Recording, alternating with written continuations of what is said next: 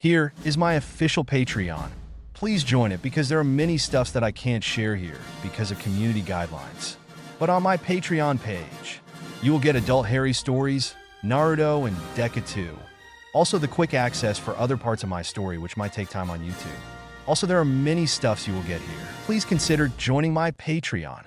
Link in the description. Hey family, welcome back to my video. Today we will see, what if Naruto haunted and neglected everyone? Before we start, I would like to extend my sincere thanks to the original author of this story for granting us permission to use it in our YouTube video. Your generosity is greatly appreciated. The author's creation and the original story's link in the descriptions. Please do check that first. Now enjoy the video. Naruto stared out at the town he could see from the top of the hill he was standing on. Immediately, Sakura, Kakashi, and Konan were beside him, viewing the town for themselves. Noticeably, all four of them were tense. From this distance, they could at least see that it was a bustling town full of humans, though the general style was a far cry from anything in the elemental nations, as described by Hinata earlier, but they wanted to be extra sure for themselves. Kakashi sighed as he relaxed his stance. Well, this proves it. Wherever we are, we're nowhere near home. Naruto grit his teeth in frustration. Damn it all. Sasuke, where did you go? Where did you take us? Earlier, Naruto had been chosen to take part in what was supposed to be a final assault against Akatsuki. Well, what was left of it, anyways? All that really remained now were Madara, Sasuke, and his team. Everyone else, including the weird plant dude, had been confirmed dead. The alliance consisted of extremely powerful members from each hidden village who had been affected by Akatsuki, which translated to all of them. Kakashi, as Hokage, had handpicked Naruto and Sakura due to their extreme abilities in offense, and in Sakura's case her ability to heal others. He had also brought along Hinata, who was extremely distance-capable compared to even gifted Byakugan users, in order to track anybody should they try to escape. Sadly, Madara was capable of warping impossible distances, and Tenzo, known to Naruto as Yamato, as both a capable jutsu specialist and to handle Naruto, just in case. Even though his hold over the Yuko was greatly diminished since Naruto lost his necklace during the battle with Pain, and conversely the seal had somehow strengthened while Naruto was fighting. The Raikage had chosen himself and his brother to destroy Akatsuki. No one else was needed, as he claimed. And with good reason. Even with one arm, the Raikage jutsu were entirely seal-less, so his fighting style suffered only in that it was now slightly more predictable. As for his brother, the man had laid claim to Kisame's blade Samahata, and now enjoyed the full benefits of such a fearsome weapon, able to completely negate other people's chakra, add it to his own already massive supplies, while still being able to wield the extremely fearsome demonic chakra of the beast inside of him. Killer Bee and Naruto immediately hit it off, and the Raikage was surprised that Kakashi had chosen the boy as his personal bodyguard. Apparently the news that Naruto had been the one that defeated the previous leader of Akatsuki, Pain, had not reached his ears. Hinata, on the other hand, was scared half to death of the Kumo ninja, though she admitted it was more a phobia than anything to do with them in particular. The Mizukage, a woman known as Tsurumi Mei, had chosen the same two people she had brought with her to the meeting of the Kage, Chijuro, a lad Naruto's age, and yet of the same famed group that once counted Zabuza and Kisame among their numbers, and Ao, a man who apparently had taken the Byakugan off of a Konoha shinobi's corpse. When he first revealed this ability, he had angered Kakashi by comparing their eyes, and implying that Kakashi had done worse, stealing the eye from his own comrade. The self-control he had built up over the years, and especially during his recent tenure as Hokage, allowed him to do no more than give the venomous remark, "It was a gift." The Tsuchikage, an extremely short old man known as Inoki, did the same. He brought along his two bodyguards, a giant of a man and a rather manly woman. The woman seemed interested in killing Sasuke, which Naruto silently took offense to. Kakashi knew the boy would try to save the fiend, but everyone else on the alliance, especially Raikage and Bee, were dead set on his death. Gaara, not surprisingly, brought along his two siblings, but in addition to them he brought along a girl that many of the ninja hadn't heard of, but Naruto recognized her as a girl named Matsuri. Sakura and Kakashi only knew her as one of Gaara's crazy fangirls. Taki Gakure had declined to join in on the assault, because losing their Jinchuriki was a negligible loss, and their other grudge with Akatsuki, their hiring of Kakuzu, had already been settled, which had angered Naruto greatly. Amigakure, on the other hand, was willing to provide as many supplies as necessary, and Konan herself appeared to help fight Sasuke's team. She refused, however, to actually fight Madara directly, claiming he was far too powerful for her to be of any help. Kakashi had to roll his eyes at that one. She had taken out a great many of Konoha shinobi effortlessly and was only distracted by the Aburame. Hinata was able to spot their lair far before Ao was, and they had closed in on it quite quickly. Like the first lair they had come across, it was protected by little more than a boulder in front of a cave. They hadn't even bothered to protect it in advance. Apparently their seal master was long dead. Ao, whose Byakugan was far more chakra-sensitive than Hinata's, had warned them that they were attempting a non-contractual summoning of some sort.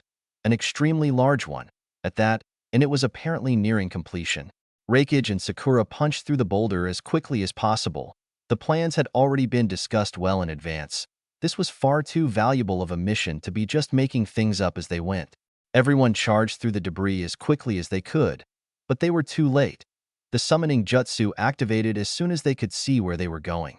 A giant gate rose from the ground, but unlike the ones that Orochimaru summoned, this one was decorated with an image.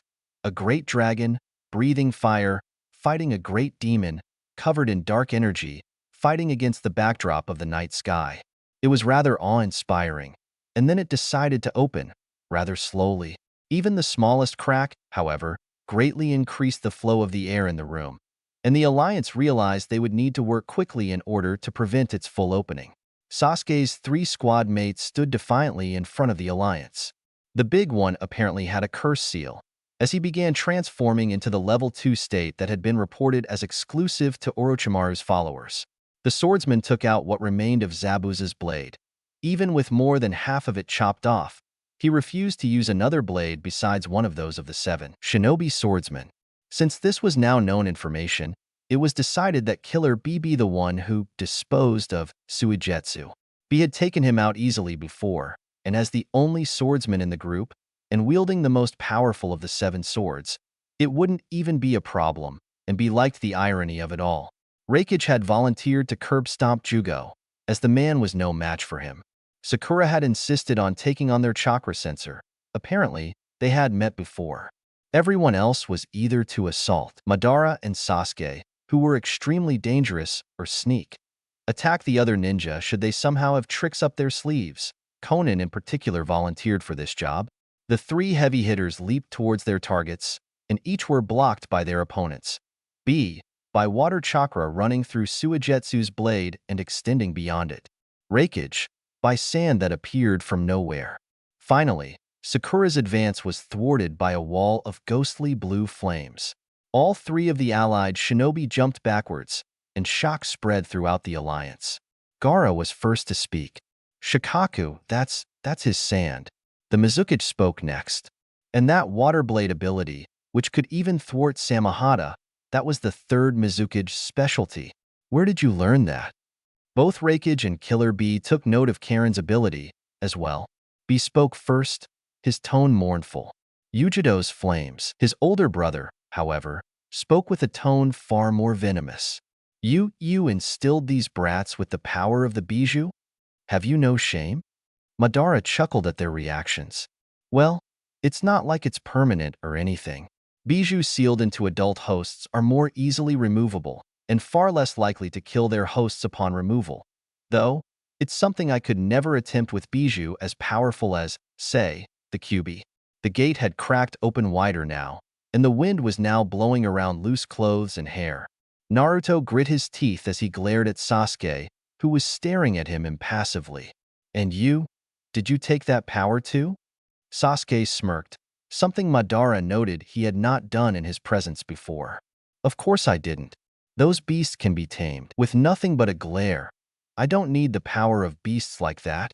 Reikage growled. Enough banter. They need to be killed.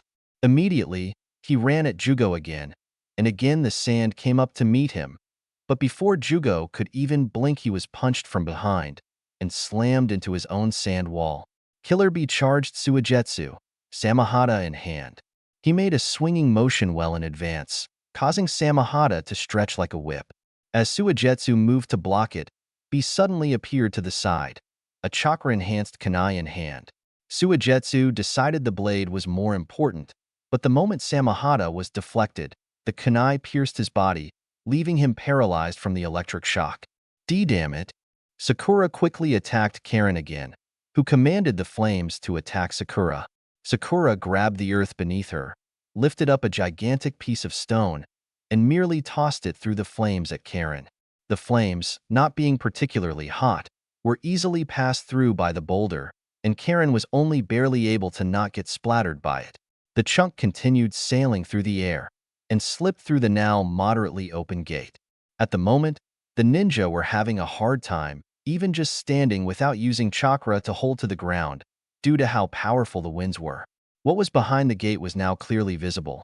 It looked like the night sky, but the Alliance knew there was something far more sinister behind it. Kankuro growled at his sister. "Can't you do something about this wind?"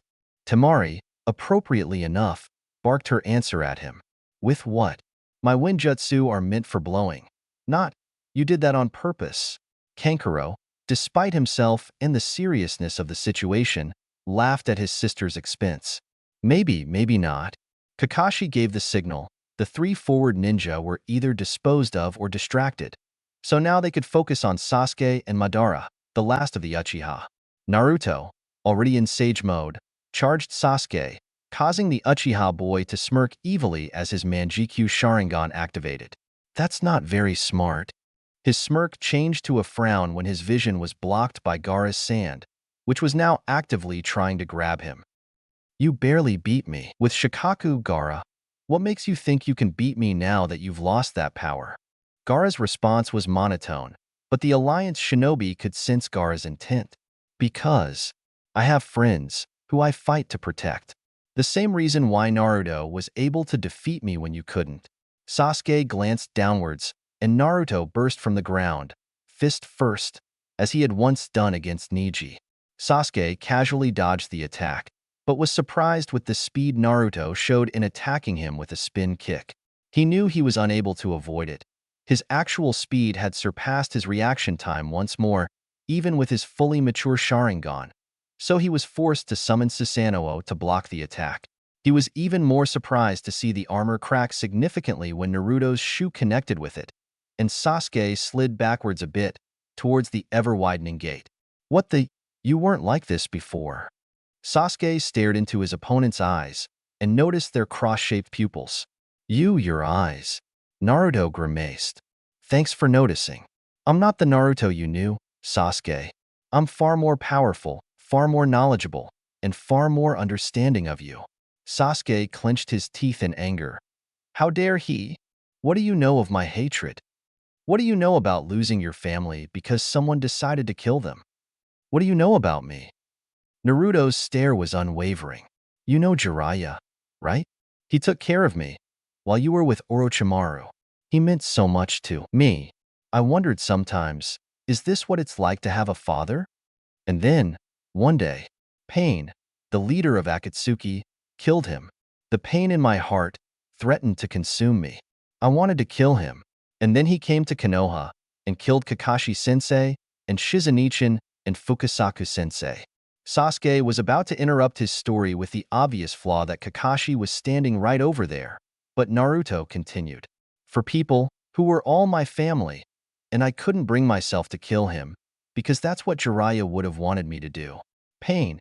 He even killed a girl who confessed her love to me before fighting Pain while I was unable to do it myself, and I knew such rage, such sorrow, such pain, that I was willing to kill myself and destroy the whole village if it meant he would just die."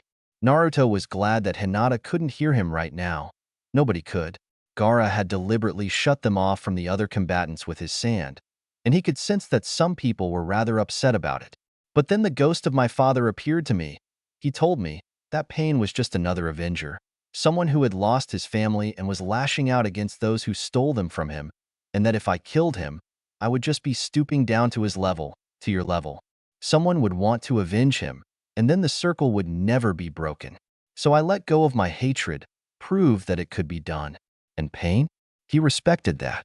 He was touched that someone would be able to let go of such hatred, hatred he had created to be greater than his, and decided that I should be the one to break the circle of hatred, not him.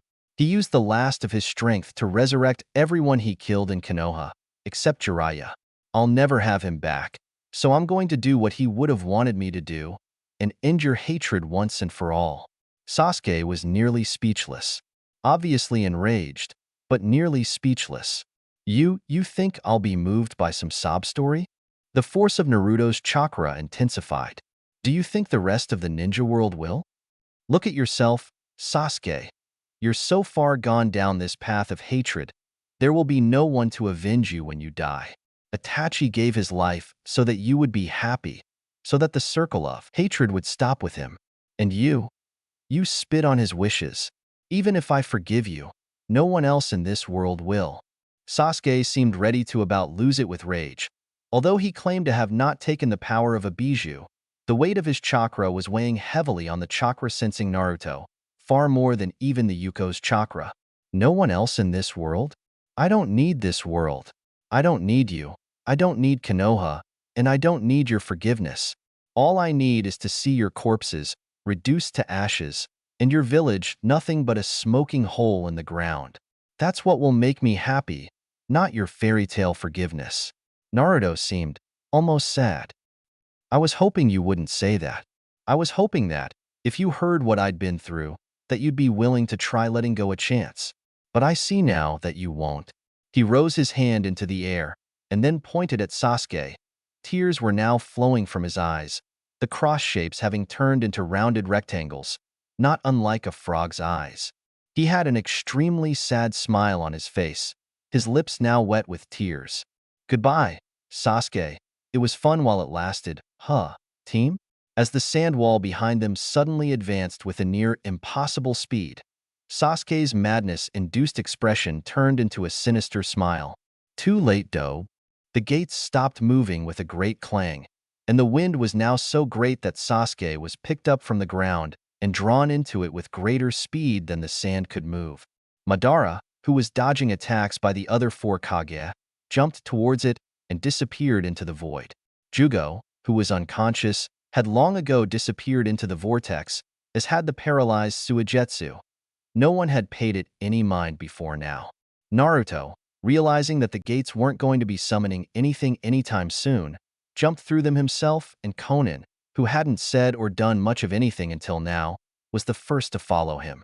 Sakura had a firm grip on Karen, however, so she was still in the cave with the rest of them. Sakura snarled as she shook the other kunoichi. What is that? Where does it go? Karen took the opportunity to hold her superior knowledge in Sakura's face. She had heard about the pink-haired girl from Sasuke, and any way she could elevate herself above the other kunoichi was an advantage in her mind. It's a portal.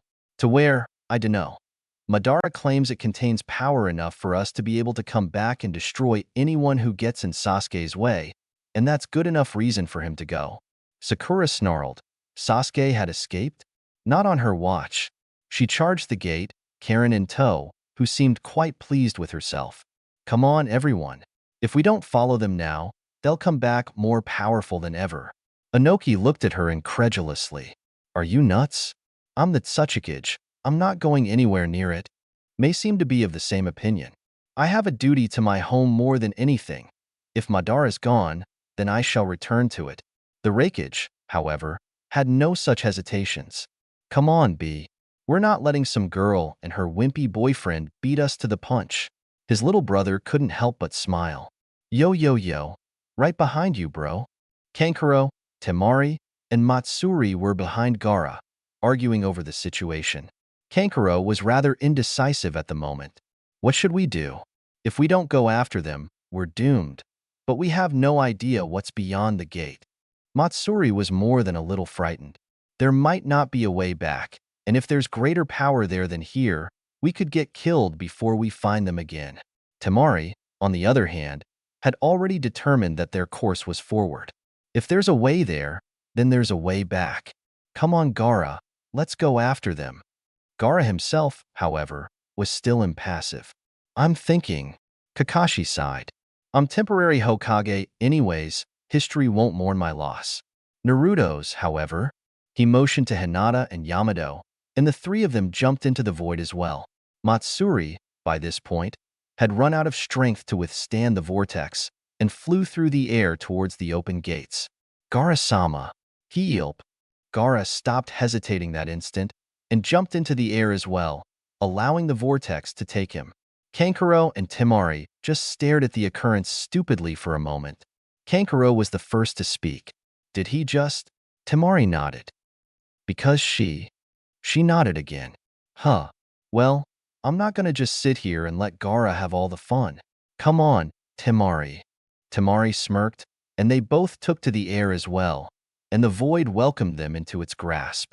The remaining two Kage merely stood in shock, but eventually Inoki spoke. Did three Kage just jump into that vortex, possibly never to return? Mei nodded dumbly as the doors started closing rapidly. I think they just did. The eldest Kage let out a heavy breath as the wind died down and sat on the floor. I'm getting too old for this crap. The far younger redhead seemed to have heard it differently. I'm too old to be married? I'll kill you. Their bodyguards merely sighed in annoyance as the gate shut and slowly slid back into the ground, sealing many great and powerful shinobi on the other side. Ending note, personal comments. I intend on bringing this somewhere, either eventually or in the near future. Anyways, as you can see, I'm inserting humor randomly to make this seem more like a fairy tale FIC than a Naruto FIC. And this is just a prologue. I'll have the next chapter up soon enough. It's already written, just needs to be proofread. So you can look forward to more from me soon. Smiley face. Comments? Suggestions for the future? Then leave a review. Chapter 2. Opening note. Personal comments. This was all written up before I even started posting, so any real delays in the posting were caused by circumstances. Anyways, here's where the ninja explore their surroundings, which I tried to do reasonably well. I don't have a set time period for this story yet, though at the moment I am working the angle of after Fantasia and before Oration cease, as that's the only part of Fairy Tail that has anything remotely resembling a time skip, and I'd prefer to be able to work with the likes of Juvia and Gajeel rather early on. Note to repeat readers. I re-uploaded the previous chapter. I can't believe I forgot to proofread it. Disclaimer. I own neither Naruto nor Fairy Tail, nor any of the associated characters. When they had first gained consciousness in this world, they realized they had all been knocked unconscious in the first place, presumably by the force of the transfer. Madara, Sasuke, and the others, they were all gone, even the girl Sakura had brought with her.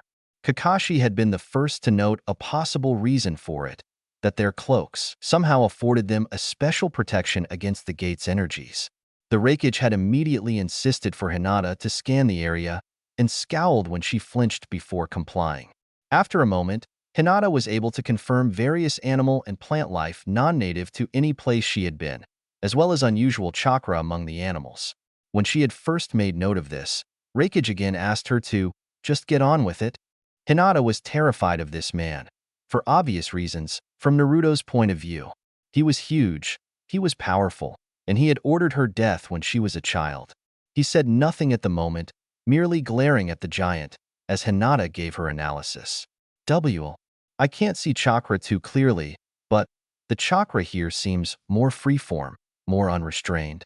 If I had to put it into scientific terms, they have chakra, but if they have a system for it to flow through, it's not nearly as complex as it is for any chakra-capable animals I've ever seen before.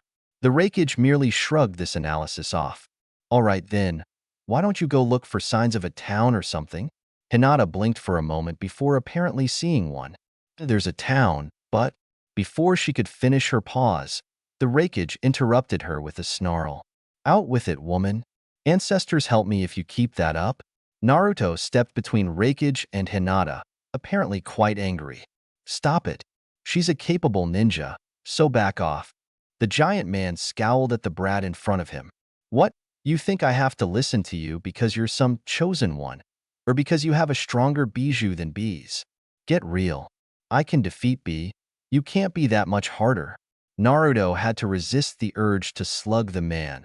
Letting go of hatred was harder than it looked. You don't have to listen to me, but I'd appreciate not having to use force to get you to stop upsetting her." Reikage rolled his eyes. "Hey, if she never took emotional training, that's not my problem, that's hers." Naruto was about ready to explain the real reason she was so terrified, but Hinata grabbed his arm. "Please, Naruto, don't. I'll get over it eventually. Just don't fight. I don't want you to get hurt." The blonde suddenly had a flashback to his fight with pain. Her fight with pain, and blushed. Hinata, B, who had been silent up until now, broke into a huge grin. "Ah, look, they like each other." Naruto's face lit up even faster than Hinata's, and was just as crimson. Matsuri, who was also being quiet, glanced at Gaara, but sadly he didn't look back at her. Sakura rolled her eyes at the two, and broke up the entire topic. "Hinata, the town?" She blinked for a moment. "Right, there are humans there, and I don't see any non-humans.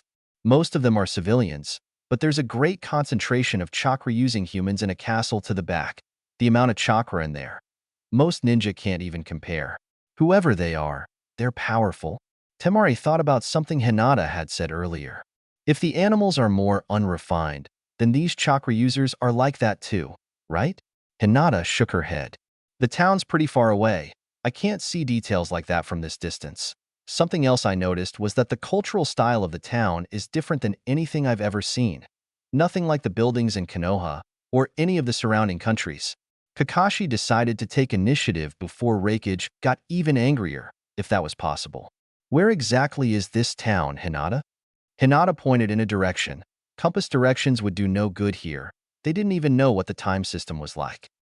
That way, about 4 kilometers. Kakashi nodded. "All right then. Naruto, Sakura, and I will scope it out. Anyone else good at infiltration?"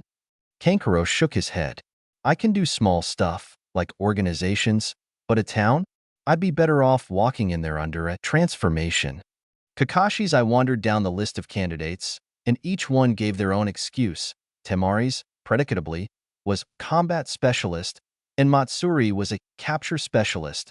Kakashi noted with amusement that Gaara must have brought her along to comply with Naruto's wishes of wanting Sasuke alive. Gaara himself did not wish to leave his team behind. So the only people left were the Reikage and B, as well as Konan. The Reikage snorted and gestured to his half-naked body with his 1.5 arms. "I couldn't do a transformation if I tried. Not to mention that my specialty lies in fighting, not spying. That's why I have other ninja do that sort of thing." Naruto actually found himself agreeing with the Reikage on this matter. A Kage had subordinates to make up for any weaknesses he or she may have. B shrugged. "Same here.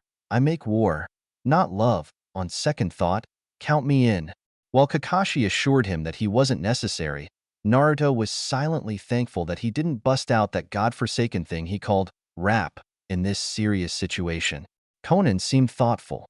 "I could be of use, but I won't be of as much help as I would be in a situation with far less restraint being called for." Naruto smiled. "Help is help. Besides, you could help with the plan I have." Konan nodded and moved over to Naruto's side. Kakashi nodded at Hinata. He knew her skills well enough, since he had made sure to do the research as Hokage before going on this mission, and she'd be better off here warning of impending attacks. He did the same to Tenzo. The man was ANBU, and his specialty was more anti-ninja than anything else. "All right then, let's go." Naruto was sad that he had to remove the piece of metal that signified his allegiance to Konoha, but it was rather necessary. While their clothes weren't that suspicious, the three of them wearing the same symbol would signify that they were a group, and if a group that wasn't locally known were to appear suddenly, law enforcement might decide to pick them up for questioning. Naruto didn't need to replace his headband with anything. He didn't wear it off duty, so he was used to it. Sakura, however, was wishing she had remembered to bring an alternative hair tie. Kakashi replaced his standard forehead protector with a nondescript black eye patch, which Naruto and Sakura recognized from that time. He pretended to be a jester in a circus, and then he reached up to his mask, quite slowly. Naruto and Sakura's heartbeats began racing. Their breathing all but stopped as they saw the fingers inch nearer and nearer to the tip, ready to tear it off. And then Kakashi spotted somebody wearing a similar mask entering town from their hiding spot. "Oh hey, Looks like I can get away with it after all. Naruto and Sakura almost fell over from the sheer force of the disappointment. Konan had to try not to giggle, something she had not felt the need for in a long time. Somehow, she was reminded of the good old days. As for their clothes, Naruto only needed to take off his jacket to complete the transformation into a normal-looking human. Konan was shocked to see him wearing naught but a t-shirt under it. "Don't you wear armor?" The blonde shrugged. "I've never needed it. I'm a fast healer, regardless." Konan made a mental note to get him some armor sometime soon, regardless of whether he wanted it. Sakura felt like she didn't need to make any further changes to her appearance to fit in. Kakashi felt the same, leaving only Konan. They stared at her rather provocative outfit. She stared back. "What?" Kakashi averted his gaze. He really didn't know how to break it to her. "Ah, well, that kind of outfit isn't the kind a civilian normally wears." Konan blinked for a moment. "Ah, I suppose you're right." She concentrated for a moment, and her clothes turned into sheets of paper. After rearranging themselves a little, the pieces of paper turned into new clothes. They were now a dark blue t-shirt with black, tight jeans, which somehow accentuated her assets even more. At the same time, she let her hair down, letting it cascade behind her back. Naruto blushed. To say she looked attractive was putting it mildly. He was thankful that she was too old for him, for now. Jiraiya's voice echoed in his head, which led to said voice being whacked. Because he still had to sort through what was going on with Hinata, he most certainly did not need any distractions from the Hyuga. Sakura, he had given up on, that she would try to use his love for her like that was. He shook his head and created 5 clones to assist them, who transformed into people of varying ages from back home, dressed in a composite of clothes they had witnessed from the short time they'd spent watching the gates from the trees. The youngest clone was Inari, in similar clothes to what he was wearing while he repaired Konoha, with a slightly more complicated design. Older than Inari was Konohamaru, wearing his ever-present scarf. The one in the middle of the age group was Naruto's father, Minato, dressed in casual clothes as Naruto was. Kakashi was surprised at how spot-on Naruto's impression of the man was, while Sakura was left in the dark on the man's identity. Konan, on the other hand, found him to be quite handsome, though she kept that bit of information to herself. The eldest two were the third Hokage, wearing what they thought were casual robes dyed in his signature red and white, and Tazuna, wearing the same outfit as Inari. Kakashi was quite impressed. "I see. Creating clones that work in pairs of young and old. You continue to surprise me, Naruto." Sakura blinked for a moment. "Pairs? But there are 5 clones." Minato gave a grin quite similar to Naruto's own, but his voice was far smoother. Only now did Kakashi realize that Naruto had, indeed, inherited personality traits from his father. "Well, I've been dead since Naruto was born, so of course you don't really know who I am. Or rather, the person I'm impersonating, am Naruto's father. I'll be partnering with him, and Konan can come if she wants." The Pinkette was quite surprised, to say the least. Wait, when did Naruto find out who his parents were? And how can he? Naruto gave a sad smile. "Let's just get going. I'll tell you later." They split up into multiple groups, Naruto and Konan with Minato, Inari with Tazuna, Konohamaru with Grandpa. Naruto was told the man's name was Sarutobi Hiruzen, for the purpose of furthering the disguise. Minato's last name, and thus Naruto's dash, Namikaze, was given to him as well, and Sakura and Kakashi went off by themselves. Naruto had decided on checking out the great building in the back of the town. While his clones would check out different sectors, Inari and Tazuna would check out the working section of town, while Konohamaru and Hiruzen would investigate the residential district end. Sakura and Kakashi had decided on the merchant district, and Kakashi ordered them to contact the others at set intervals through radio ear sets. Thankfully, even technology worked when cloned, so the clones could report in without dispelling themselves. The group of 3 approached the near castle-like building rather casually, looking at all of the other buildings while chatting with his father and Konan. The woman seemed quite interested in the man's identity. "Naruto, who was your father? It feels like I should know him." The whiskered boy gave a sad smile as he recalled the events leading up to this. "He was Jiraiya's student, like you and me." He became feared as the most powerful ninja in Konoha, and then he sacrificed himself so that the rest of the village could live, that I could live. Still don't know about Mom, though. I'll have to ask. Sometime, Conan was able to piece two and two together. It wasn't very hard. Naruto's father was the fourth Hokage? She looked at the clone impersonating him, who caught her staring and gave her a grin. She managed to divert her gaze before she blushed. It had been quite a while since she had interacted with anybody on such a friendly basis. It had been a while since she had allowed herself to do so. She couldn't have been too much older than Naruto was now. The fourth Hokage. Even if he were still alive, he'd be younger than her. Had it seriously been that long since she had thought about these kinds of things? That she was blushing from the gaze of men so much younger than her? She looked down at her choice of clothes. They were clothes she had seen a teenage girl wearing. Her mind was definitely locked as teenage, despite her maturity. Or was it because that she knew that it was Naruto behind that grin? That made her blush deepen. He was still an actual teenager, and she was older than his father. Nothing of the sort could possibly happen between them. Conan, you're going to become quite the woman. Come and see me when you're 18, all right? She suddenly realized with horror that Jiraiya had intended on having a relationship with her once she was old enough. She wasn't anything like that. She couldn't do that to someone much younger than her. She glanced again, this time at Naruto, the ninja who she could see both Yahiko and Nagato inside of. The two men she had loved more than anything, the reasons she was here and not mourning their loss. She realized with a start that she had changed her pace and was now equal with Naruto instead of his more adult clone, but thankfully Naruto didn't notice. Eventually, they ran out of street, and they were at the front entrance. There was a large stone arch, and besides it was what appeared to be, at first glance, a guard's booth. And then they realized that it was actually a souvenir stand. Above the arch was a large sign that said Fairy Tale on it.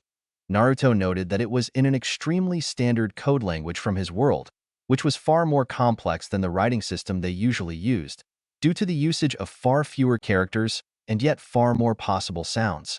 It was pretty much used as a minimal security code. There was a man running the booth, who was looking at them expectantly.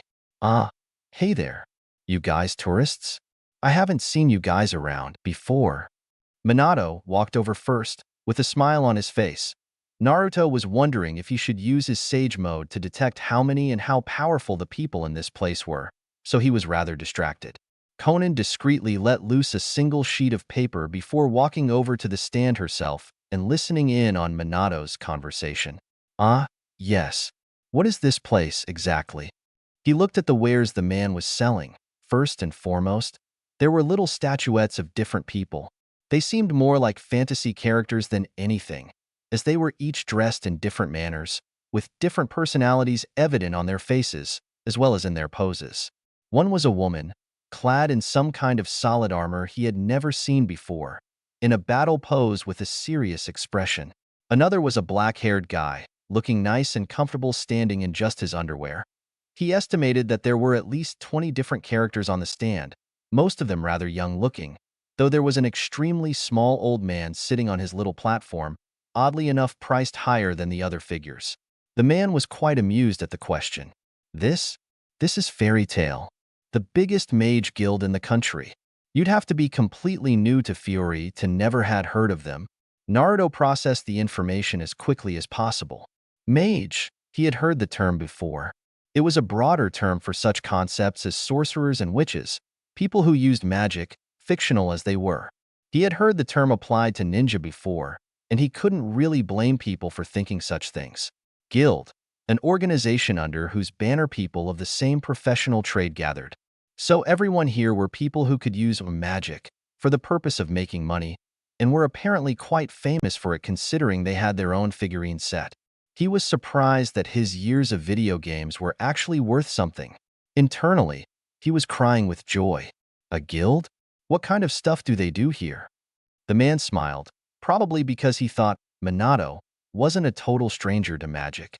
People hire us to take care of their problems: monster extermination, bandit protection, lifting curses, fortune-telling, that kind of thing. If it's a problem that can be solved with magic, people can pay us to have it taken care of. Again, Naruto was quick to process the information. Essentially, this guild was like a miniature version of a hidden village, where the people who trained to be stronger than people who didn't bother with that kind of life came to earn money with their special powers through helping people willing to pay them. I see. I've seen a mage guild before, but they were nothing quite like this. The man laughed at Minato's expense. Haha. Yeah, we're larger than any other mage guild in the country, in power, numbers, and as you can see, size of our base. You're allowed to go in if you want, but if you don't have money and you're not there to join, they might get mad at you. Minato nodded at this. Thanks. And I kinda don't have the money to spare at the moment. Otherwise, I'd buy some of these wonderful souvenirs you have here. Well, thanks for satisfying my curiosity.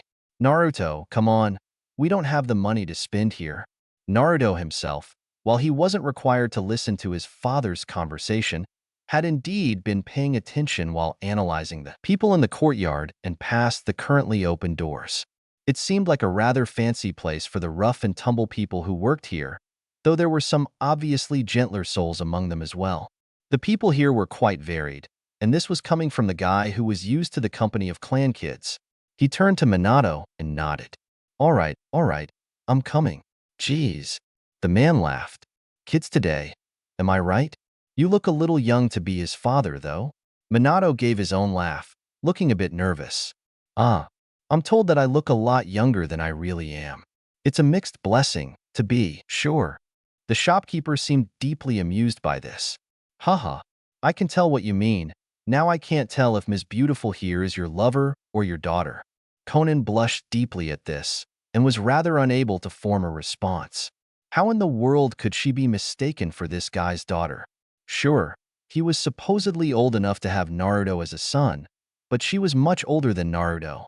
She blushed even more at the implications.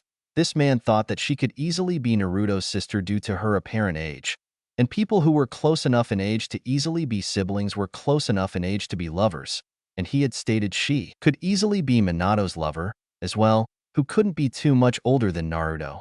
She could almost feel the paper her clothes were made of threatening to catch fire. She was so caught up in her thoughts that Minato was slightly dragging her away when she snapped out of it. Huh? What just? The elder of her companions gave a soft chuckle as he let go of her. I didn't take you to be the easily embarrassed type. Hinata does that sometimes, too. Mention the wrong thing and she's out cold, her face completely red. Conan tried to regain her composure and decided to change the subject while making a mental note to talk to Hinata about Naruto sometime. If Hinata liked Naruto, then she would do her best to get the two together and the blonde out of her head. The place seems rather rowdy. Grown men, women, even teenagers, all eating and drinking like it's some giant tavern. There are all sorts of papers lying around on the floor, which advertise the jobs that they can take, which apparently are supposed to be posted on a board in the back. They walked off to find someplace secluded for their report. They walked down an alley where Naruto dispelled Minato, and then they turned on their transmitters. Kakashi-sensei, Sakura. You guys, there?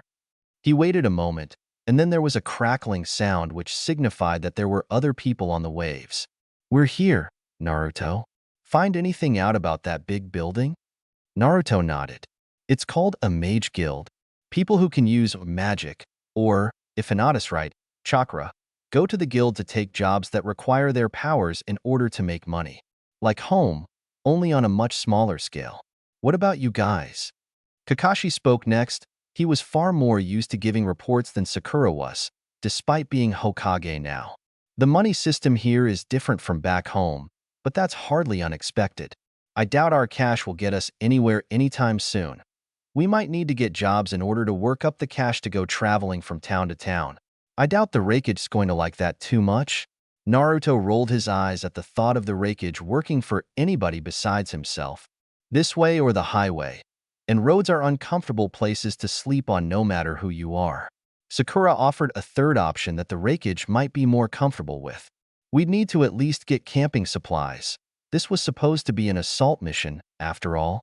Conan pitched in her opinion. I saw what some of those souvenirs were selling for, and the price of the meals inside the guild itself. And a single job is more than enough to pay for a week's worth of meals for one person. The blonde boy supposed that could work, But then he remembered something. Oh, wait. The Pinkette was obviously annoyed if her tone of voice was anything to go by. Wait, what, Naruto? I don't know how to break this to you, but one of the more common jobs that mages take is monster extermination. Kakashi was taken aback. Monsters? You're sure about this? Conan confirmed Naruto's information. That's what they said. If they were normal creatures, I doubt they'd need chakra users to kill them. They had a job posted for the death of a demon that was worth more than a lot of the other jobs, so it's something that is rather high priority. Sakura was a little miffed, to say the least. Well, isn't that just fine and dandy? Monsters. As if I haven't seen enough of those in my life. Naruto couldn't help but chuckle at that. Yeah, I know what you mean. Yo, other MES, you there? Naruto flinched when he heard four voices speak at once. I'll take that as a yes. Gramps, Konohamaru, you go first. Gramps spoke for the two of them. The town seems fairly uniform as far as class goes. There aren't any obviously poor or rich people about, and the houses don't vary in size and decoration too much, either. Naruto nodded. And you, Tazuna? Tazuna's gruff voice came over the speakers. It's not a port town, but there is a river that goes through here that people use for transportation and fishing. It's probably not too far from the coast, judging by the boat traffic. I didn't see too many actual companies. I guess this is a merchant town more than anything. Kakashi voiced his amusement over the situation over the radio. You know, this isn't knowledge I'd expect from you of all people, Naruto. Guess Jiraiya taught you well. The boy's embarrassment was evident over the speakers. He kinda made me pay attention to a whole lot of stuff while he was training me. I've been to towns similar to this, so I was able to recall the information that applied there. He heard chuckling from multiple sources. All right then, I guess we'll leave and find the others. We'll see how they find the idea of working for this guild. The Raikage was, predictably, the first to find fault with the plan. No. Kakashi tried to appease the mighty shinobi, but Ino is Ino, Kakashi. To no real effect. Naruto wanted to know this man's reasoning behind his decision to live off of the land, rather than see what this place was like. Why not? It'd be a good way to earn cash, learn new things. We might even become more powerful. That's what Madara's here for, right? The Raikage, however, was still a stubborn man. I'm the freaking Raikage. Do you know what that means? I'm the most powerful. People are supposed to do whatever I tell them to do. If I tell them to jump, they ask, off of which cliff?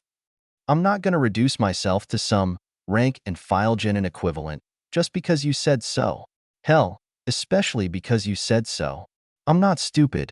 I know that. You're still a genin. What you're doing on this mission, at this little meeting, is beyond my ability to understand. Conan sighed.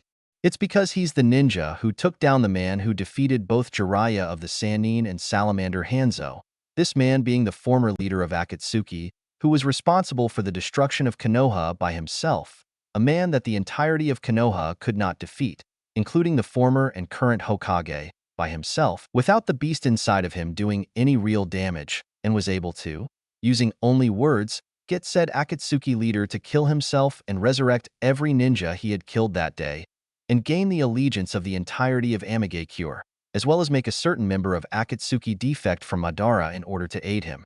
Or did your informants forget to inform you of these events, Lord Raikage? Her usage of the word Lord over Sama indicated both her sarcasm and her dedication to staying. As the Raikage could only sputter in rage and embarrassment, Naruto turned to someone who he knew would see his reasoning. Gaara? What do you think? Gaara closed his eyes to give the impression of giving a calm, calculated analysis due to all of the emotion flying around. In reality, he thought it was just a plain old good idea. We need money. We do not wish to resort to being criminals, nor do we wish to be vagabonds. We need a base of operations. We have no place we can call our own at the moment. We need to learn more about this world. We have a source of knowledge about this world inside of that guild. I think that the choice is obvious. We join the guild. Besmirked at his older brother. 2 out of 3 Kage agree, Fairy Tail is the place to be. The elder of the two scowled, but otherwise did not complain. Since that is literally all but one of us has decided, It would probably be best if I go along with you to make sure all of you newbies don't screw this up. Ending note. Personal comments. I like this way of getting them to join a guild rather than having someone invite them or something. Don't worry, you'll be seeing some ninja versus mage action soon. Since they'll be joining the good guys rather quickly, I want to get the fairy tale versus shinobi fights out of the way as soon as possible. And, don't get mad at any curb stomping that may or may not occur, smiley face. Also, I am loving how Conan is being characterized in this story. It just seems so right. She really hasn't acted as a person in the longest time, so her social maturity ought to be far lower than her mental and physical maturity. Will we get actual Naru/Conan moments?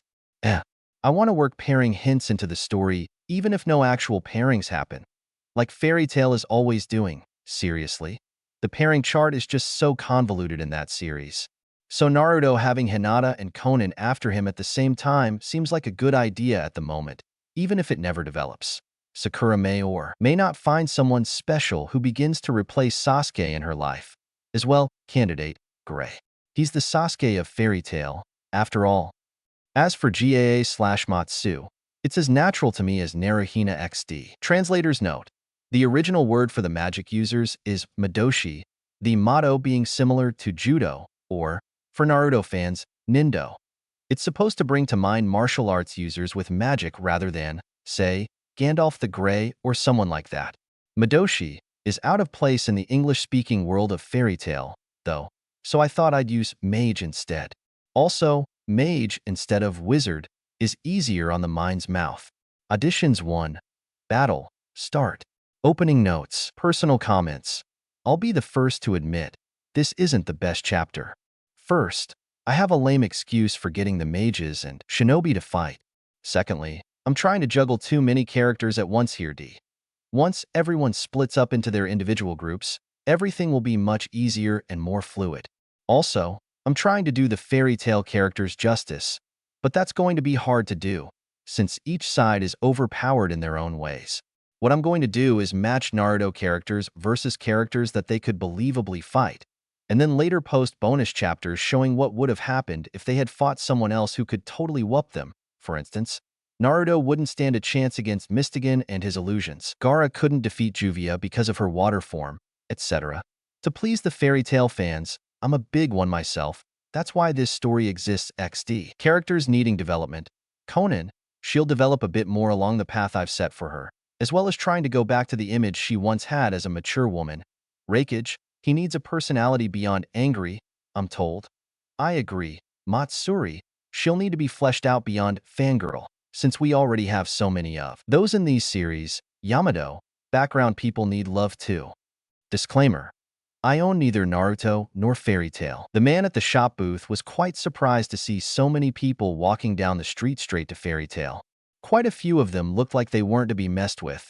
After all, one of them was missing an arm, a second was missing an eye, and another had 8 swords on his back, one of them much larger than the others and wrapped in bandages. He recognized the boy and the young woman he had seen earlier among them, as well as several other boys and girls.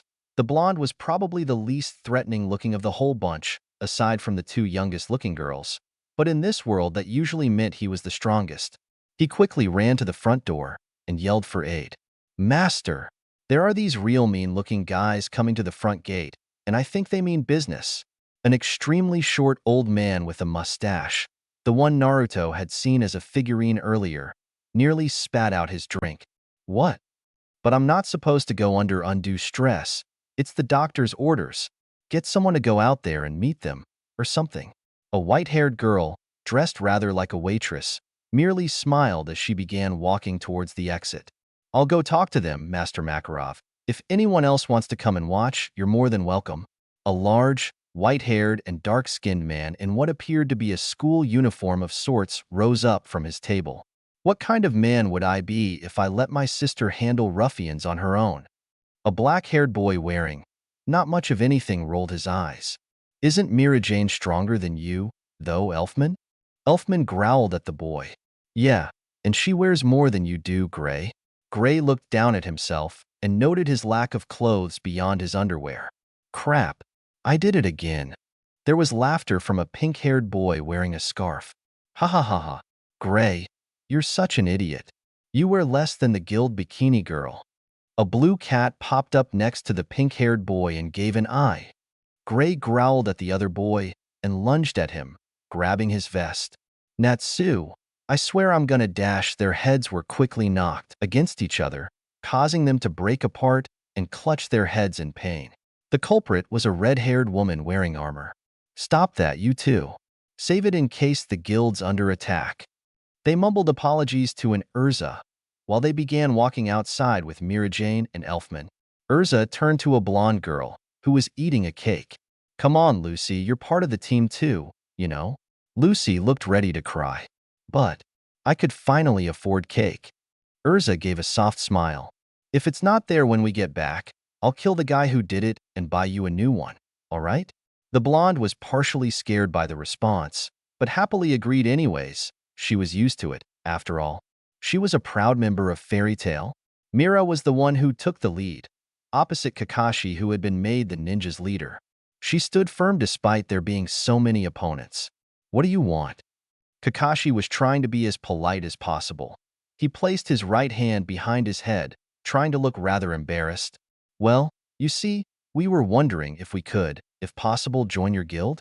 Mirajane was pleasantly surprised, and her face softened considerably. Oh, I'll go get the master real quick. He makes these kinds of decisions. The blue cat suddenly spoke up again. I'll go get him, Mirajane. The white-haired girl smiled. Ah, thank you, Happy. As the cat ran back to the building, standing on two legs, Naruto noticed Dash. The girl turned back to face them. Is there any reason you want to join us in particular? Kakashi was still trying his best to look embarrassed. Well, you see, we're kinda really lost and really out of money. And since we know magic but don't belong to a guild, it sounded like the best idea, even if it's a bit of a commitment. Gray was suspicious of them. That many mages, all at once, who want to join our guild. For the money? I don't like this one bit. Lucy tried to be reasonable about it. Maybe their old guild disbanded? And they're without money because they used it all trying to find a place they could find work, only to not really have skills beyond magic. Naruto in particular felt the sting of the truth her second sentence brought. He really didn't have any other skills aside from being a ninja. He looked at the other shinobi. Most didn't seem agitated by this at all, aside from the Raikage and B, who were looking highly nervous. Urza narrowed her eyes due to her own suspicion. But some of the older ones are obviously combat veterans. Shouldn't we have heard of mages such as themselves? Natsu, on the other hand, seemed hyped up. Come on, who cares where they're from? They want to join us, right? That means more people for me to train with so I can get better.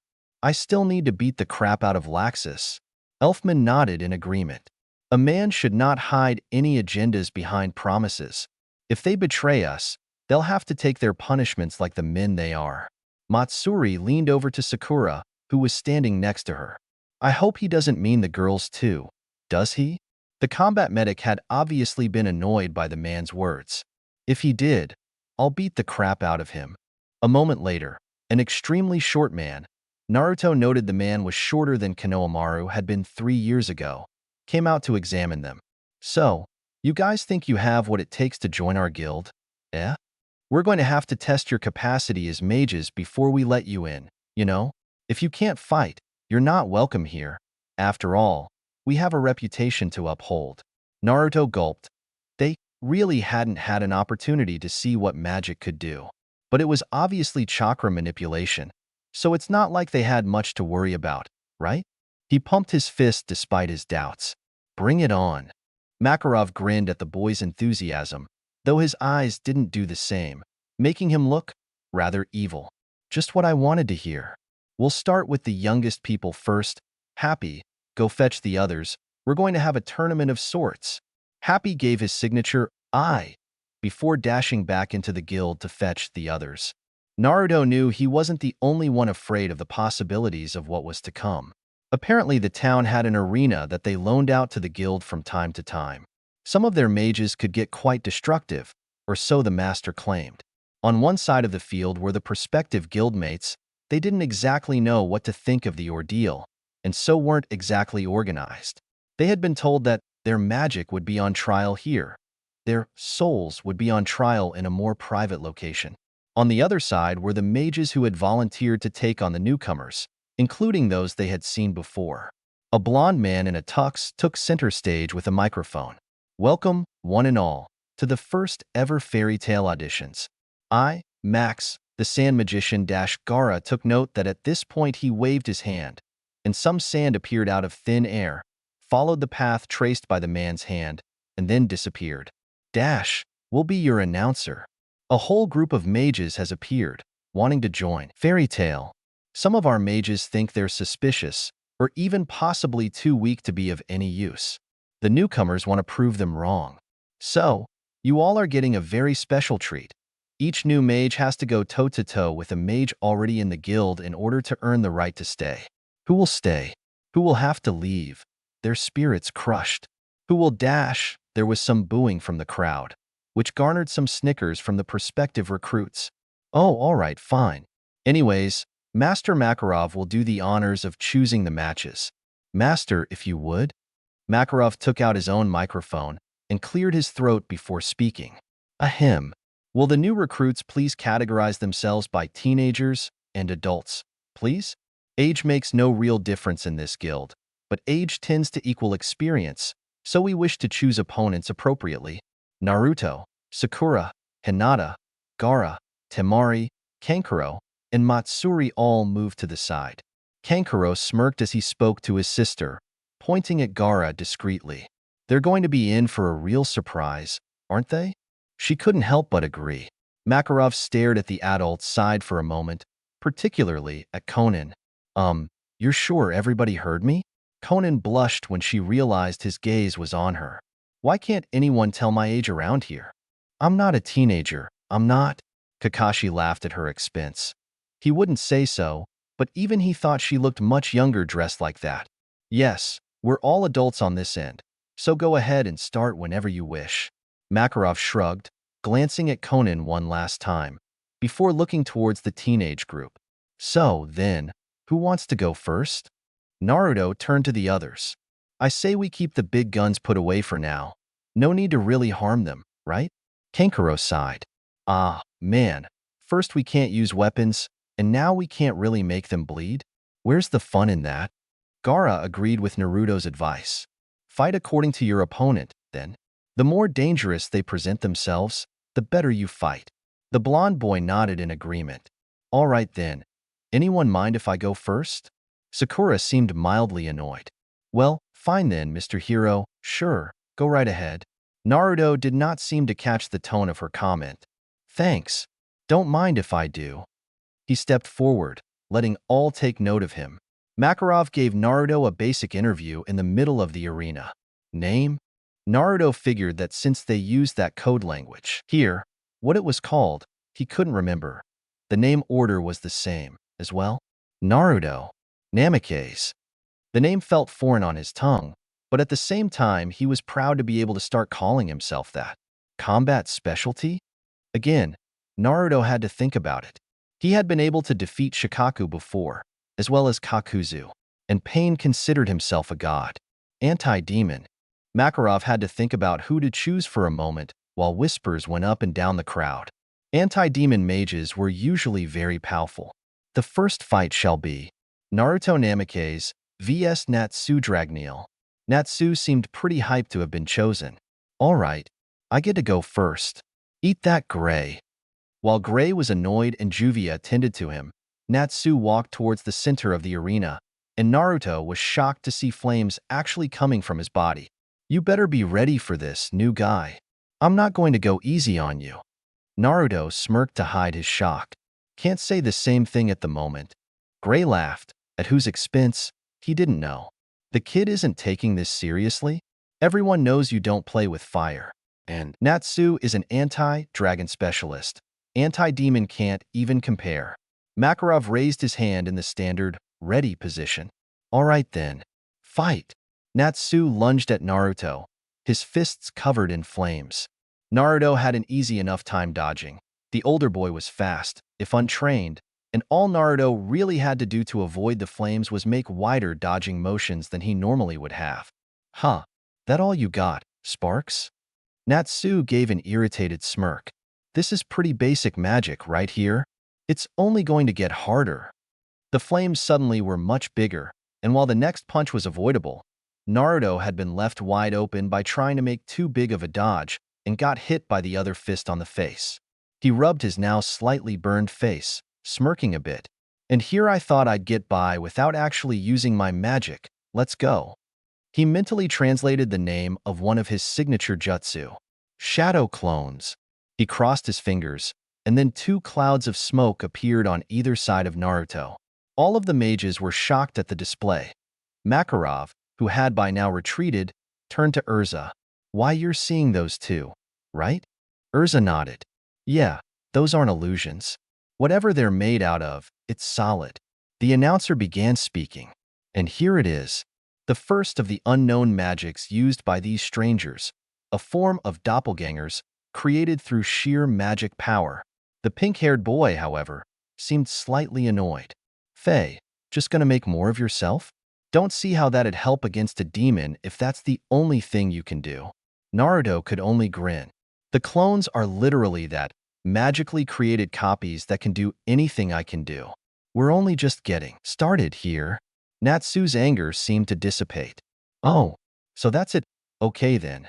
Let's see how they handle this. Natsu put his hands to his mouth, leaving a small gap open. Kiryu no? Hoku. Naruto was rather taken aback by the sudden switch to his native language, but that was all the better for him. An attack named Breath of the Fire Dragon could only really be one thing, as if the hand position didn't give it away already. Flames spurted from Natsu's mouth, funneled by his hands into a stream at Naruto. The two clones ran to the sides and tried to take Natsu by surprise. He anticipated this, as he had already set his fists aflame and was ready to counter any attacks they made. What he didn't expect, however, was for the clones to each make more clones, who all then proceeded to surround him. Each one had a different stance, revealing that they were each still independent. The announcer, of course, commented on this development. And the doppelgangers can multiply of their own will. Natsu might be in trouble if the new guy can do anything besides fist fight. Mirajane seemed quite interested in Naruto's technique. That's a very unusual magic. I've never heard of doppelgangers working of their own wills before. Or is Naruto controlling them? Elfman frowned. A real man does not gang up on other men. They fight one-on-one. The other mages could only ignore the manliest of men among them, lest they give themselves to insanity. The flame from Natsu's breath died down, and the real Naruto was nowhere to be found. Makarov was impressed by Naruto's strategy, so he switched himself with one of his own doppelgangers, which means that either they're extremely easy to manipulate, or they truly are independent. Either way, Natsu now has no idea which one he has to take on to end the match. Naruto grinned. I could keep this up all day. Show me what you've got. Natsu smirked. With pleasure. He immediately did a handstand and spun his now aflame legs. The flames stretched from his body, and each of the Naruto clones were caught by surprise. When the smoke and flames cleared, there was one Naruto left, holding up his burned arms to shield his body. TSK, so you can do better. Naruto frowned. Natsu's flame magic reminded him of Sasuke's Chidori Jutsu variants, only they couldn't be defeated with any of his wind jutsu. If clones weren't going to work, he immediately bit his thumb, drawing blood. Natsu, as well as every mage in the stadium, was understandably freaked out. Blood magic? You're gonna use blood magic on me? Naruto ignored the horrified cries of the mage side for the moment. Apparently, mixing blood with your chakra was associated with evil here. Well, he'd show them that this wasn't an evil technique at all. He ran his hands together as quickly as possible and placed his hand to the ground, ignoring the cry of "Stop" from Makarov. A summoning circle extended from Naruto's hand onto the ground, and a moment later, there was a much larger cloud of smoke than what Naruto's clones had created. The smoke cleared and revealed that Naruto was standing next to two giant toads, Gamakichi and Gamatatsu, to be exact. The crowd was silent. Those who knew blood magic knew that you couldn't summon toads with it. Heck, blood magic didn't have a summoning branch. Lucy was the first to actually object. Wait a second. Aren't stellar spirits the only things that can be summoned instantly? Makarov broke out of his shocked stupor. Why would you willingly draw your own blood? Naruto shrugged. My combat magic either doesn't work on flames or is too deadly to use on a human. My toads, however, are perfect for this situation, and in fact, one of the reasons I even learned how to use them was to defeat another mage. Is there something wrong with it? These toads are like my family. As non-human as they look, they are every bit as human as I am on the inside. And as for my own blood, it's just a scratch. It'll heal. Gamakichi objected. Oi, don't compare me to you. I'm well on my way to being the chief toad and your dash. Naruto smiled at him. The chosen one of your people, remember? While Gamakichi grumbled, Gamatatsu merely smiled. Woo. So many people, what do you want us to do? Naruto sighed. Weren't you paying attention? He uses flames. My wind techniques only fuel flames. Also, as you can tell, this is a friendly competition, so don't bring out the sword. Gamakichi sighed in annoyance. His hand had been on the sword his father had given him. Fine, fine, but you better bring some snacks later. The good stuff, like potato chips. Naruto patted Gamakichi on the back. Of course. Now go get him. Natsu was now severely annoyed. The hell? You're gonna make your toadies do your dirty work? Naruto seemed thoughtful for a moment. Usually, I fight in perfect combination with them, but I don't want you to see the full extent of any one of my magics just yet. So I'm going to give you a sampling of each, and then crank it up as you survive. Doesn't that seem like a good challenge to you? Mira Jane laughed nervously. Haha, he can crank up his summon magic? Those two look plenty powerful already. Gamakichi jumped into the air and formed his hands together. Toad oil. He shot his oil straight at Natsu, who didn't even get to evade. What the dash? It's all sticky. He suddenly got an evil grin on his face. Let's see if it'll burn. Naruto's eyes widened. No, don't dash. It was too late. The entire batch of oil was blazing within a few seconds. Naruto did not seem pleased. Gamakichi. The toad shrugged. Like I knew he would be stupid enough to try it. Natsu's voice came from the flames. Geez, trying to trap me in something that burns? Smooth move. He walked out of the flames, perfectly untouched. I'm the Dragon Slayer of Fire. That means fire doesn't work on me at all. You're an anti-demon mage, right? Well, I'm an anti-dragon mage. So ha. Naruto didn't like those words. Dragon Slayer? Anti-dragon level? Well, that just put a damper on things. Speaking of, all right, try your other techniques this time. Huh?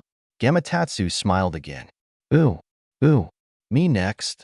He placed his hands together and tilted his head back. Natsu seemed a bit more confident this time. Use that sticky stuff again, I dare ya. Gamatatsu, however, did not comply. What he let loose was a torrent of water. Natsu's flames went out from shock before he even got hit. Water? How am I supposed to burn that? Gray snickered from his seat. I think that's the idea. Juvia nodded in enthused agreement from beside him, while Lucy was staring at the toads intensely. Where did he learn that magic? Natsu was hit by the water at full force and was pushed back against the high arena walls. He fell down to the ground, but quickly got back up. And here I thought you were going to do something with that water. But only spurting it? Lame. Naruto didn't take the remark too well. Just because I didn't do anything doesn't mean I can't. I mentioned it earlier. I can use wind, magic, too, but I'm not going to use it on another human being, and by itself would only feed your flames anyways. Makarov was interested in that comment. Wind would only feed Natsu's flames? Wind magic trumped fire magic almost every time that he knew of. Natsu was the only exception to this rule that he had heard about, and it wasn't a well-known occurrence either. He would have to ask later. Actually, from this fight alone, he had many things to ask of this boy. Natsu seemed more than annoyed now. Is that so? I've taken fatal wind magic head-on before, and it didn't kill me then. Naruto gave a sad smile. I doubt that they were on the same level as mine. My wind magic has sliced materials as hard as diamonds before and reduced areas larger than this to holes in the ground. So, again, I'd rather not use it. My clones are meant for scouting, and my summons are meant to combat any situation I can't handle myself. My combat magic starts at lethal and moves from there. But if you really want me to try, I have one spell that won't kill you, if you're as tough as you look. Natsu's emotions were now obvious, due to the great amount of fire flaring around him. One spell, huh? Bring it, punk. Mira-Jane observed Naruto's little speech. Master, Makarov frowned. Where did this kid come from to have needed to learn magic like that? Scouting, killing, mass destruction?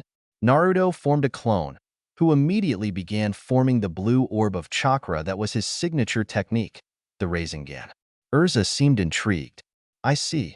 So his magic compresses all of that wind energy into one ball. And he needs 3 hands to work all of that magic. So it's no wonder it's so lethal. I'm surprised that it wouldn't blow Natsu's flames away, if what he says is true. Is that where his clones come from? Compressing air into a human form? Gray shrugged. I just want to see what kind of damage it can do, considering he said that it was his only possibly non-lethal spell. Natsu won't be killed by such a half-hearted attempt, anyways. As soon as Naruto was done powering up, he charged at Natsu, attack in hand. PFT, you're going to charge at me? Well, how about this? The flames surrounding him all went straight to his right hand, turning into a rather large orb of fire. Kiryu no. Tekken. Natsu's feet burst into flames, accelerating his charge at Naruto, who was now doing the same. The orbs clashed, one of fire and one of pure chakra. The Rasengan, however, seemed to absorb Natsu's flames, turning into a bigger, glowing red sphere. Natsu didn't have much of a chance to react before the orb was thrust at his stomach and was pushed backwards while spinning like a flaming pinwheel through the air. He hit the back wall hard. Naruto flinched at the result, a large explosion of dust and chunks of the arena wall.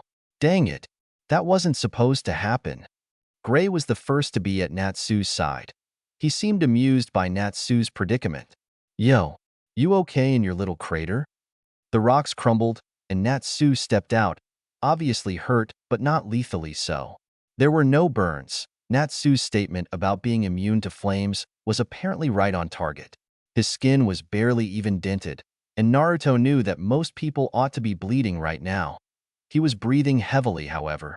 Hey, I thought you said your wind magic fed flames? Naruto shrugged. That was the most basic attack technique I know.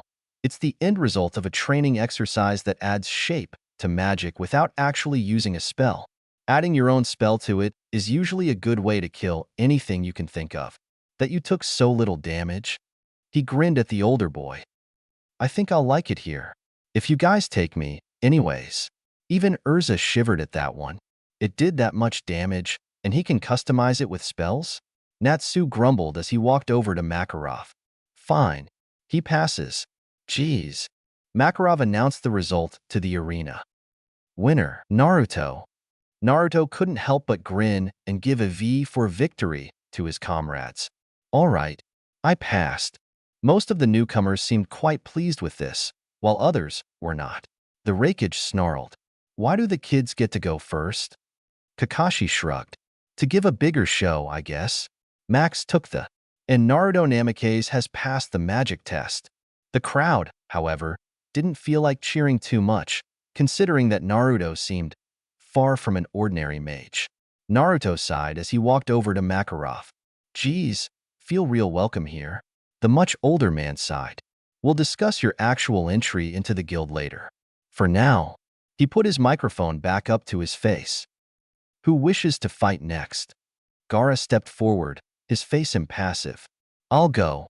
Matsuri had to hold back her usual impulse to cheer for Lord Gaara, as that would look rather questionable. Makarov gave him the same questions he gave Naruto. Name? Gaara. Combat specialty? Versatility and defense. Makarov again seemed to think things through for a moment. Versatility and defense? I know a mage who fits that description. How about Gray? You want to try? Gray tried to play this coolly. Sure. I'm not going to go easy on him like Natsu did. Natsu snarled. Hey, I was up against a totally unknown opponent. You don't bring out your best moves first in that kind of fight. And besides, at least I fought when I wasn't naked. The dark-haired mage looked down at himself and realized that he was, indeed, back in his underwear. Oh crap, again? While the newcomers mostly snickered, Gray decided to shrug it off. Ah well, I fight best like this anyways. Urza glanced at the near-naked mage. I'm sure you've noticed the container on his back. Whatever is in there, that's what he uses for his magic. Gray rolled his eyes. State the obvious, why don't you? He walked into the center of the arena and faced the still impassive Gaara. Juvia suddenly cheered for her love. You can do it, Lord Gray. Matsuri suddenly couldn't resist the impulse anymore, either. Beat him to a pulp, Lord Gaara. Naruto, who was now sitting on Fairy Tail's side, snickered as he watched Juvia's eyes snap towards Matsuri with the fierceness of a cat. One in every group, huh? Makarov stood in between the two and raised his hand once more. All right then, Gaara versus Gray Fullbuster. Fight! The moment the fight started, Gray saw a small object launch from Gaara and at his face. He tilted his face to dodge. He could see what it was. The cork on the gourd? Must be just a warning move. A moment later, he could hear the sound of sand shifting, and he could see a dark red sand flowing from the opening in the top of the gourd. Max was understandably upset. Hey, I'm the only sand mage in Fairy Tail. Give him one for me, Gray. Gray ignored the announcer in order to concentrate. Why does he need to bring his own sand to a fight? Max can make his sand out of thin air. Whatever that red sand is, it's not normal sand. Lucy noted that Natsu was now clutching his nose. Natsu? What's wrong? The Dragon Slayer was very obviously in pain. Ugh, that stench. It's blood. Tons of it. The mages near him were quite surprised. Blood. Makarov stared at the red color of Gaara's weapon of choice and frowned. What was with these people's association with blood? It must be that sand. Gaara was more than capable of hearing the mages. It's a special demon sand that conducts my magic far more easily than regular sand does. The smell of blood comes from those the demon itself killed.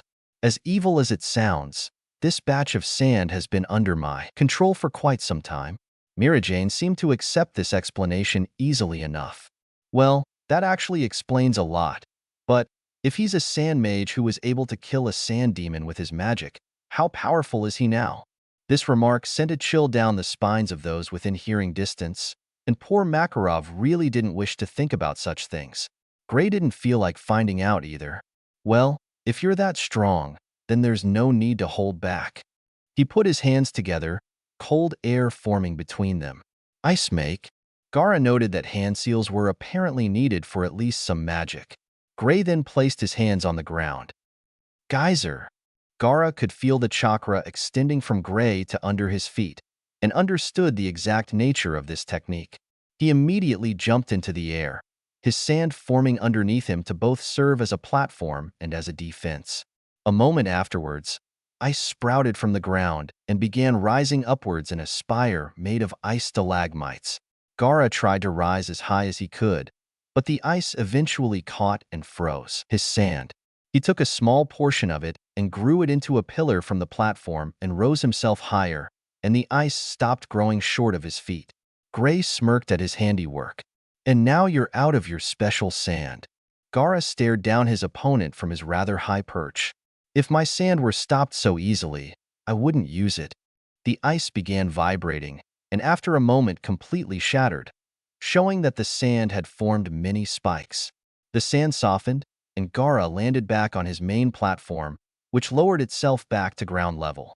You'll need to try different tactics in order to defeat me. Gray smirked as he put his hands together again, but internally he was worried. The hell? My ice shouldn't be so easily defeated.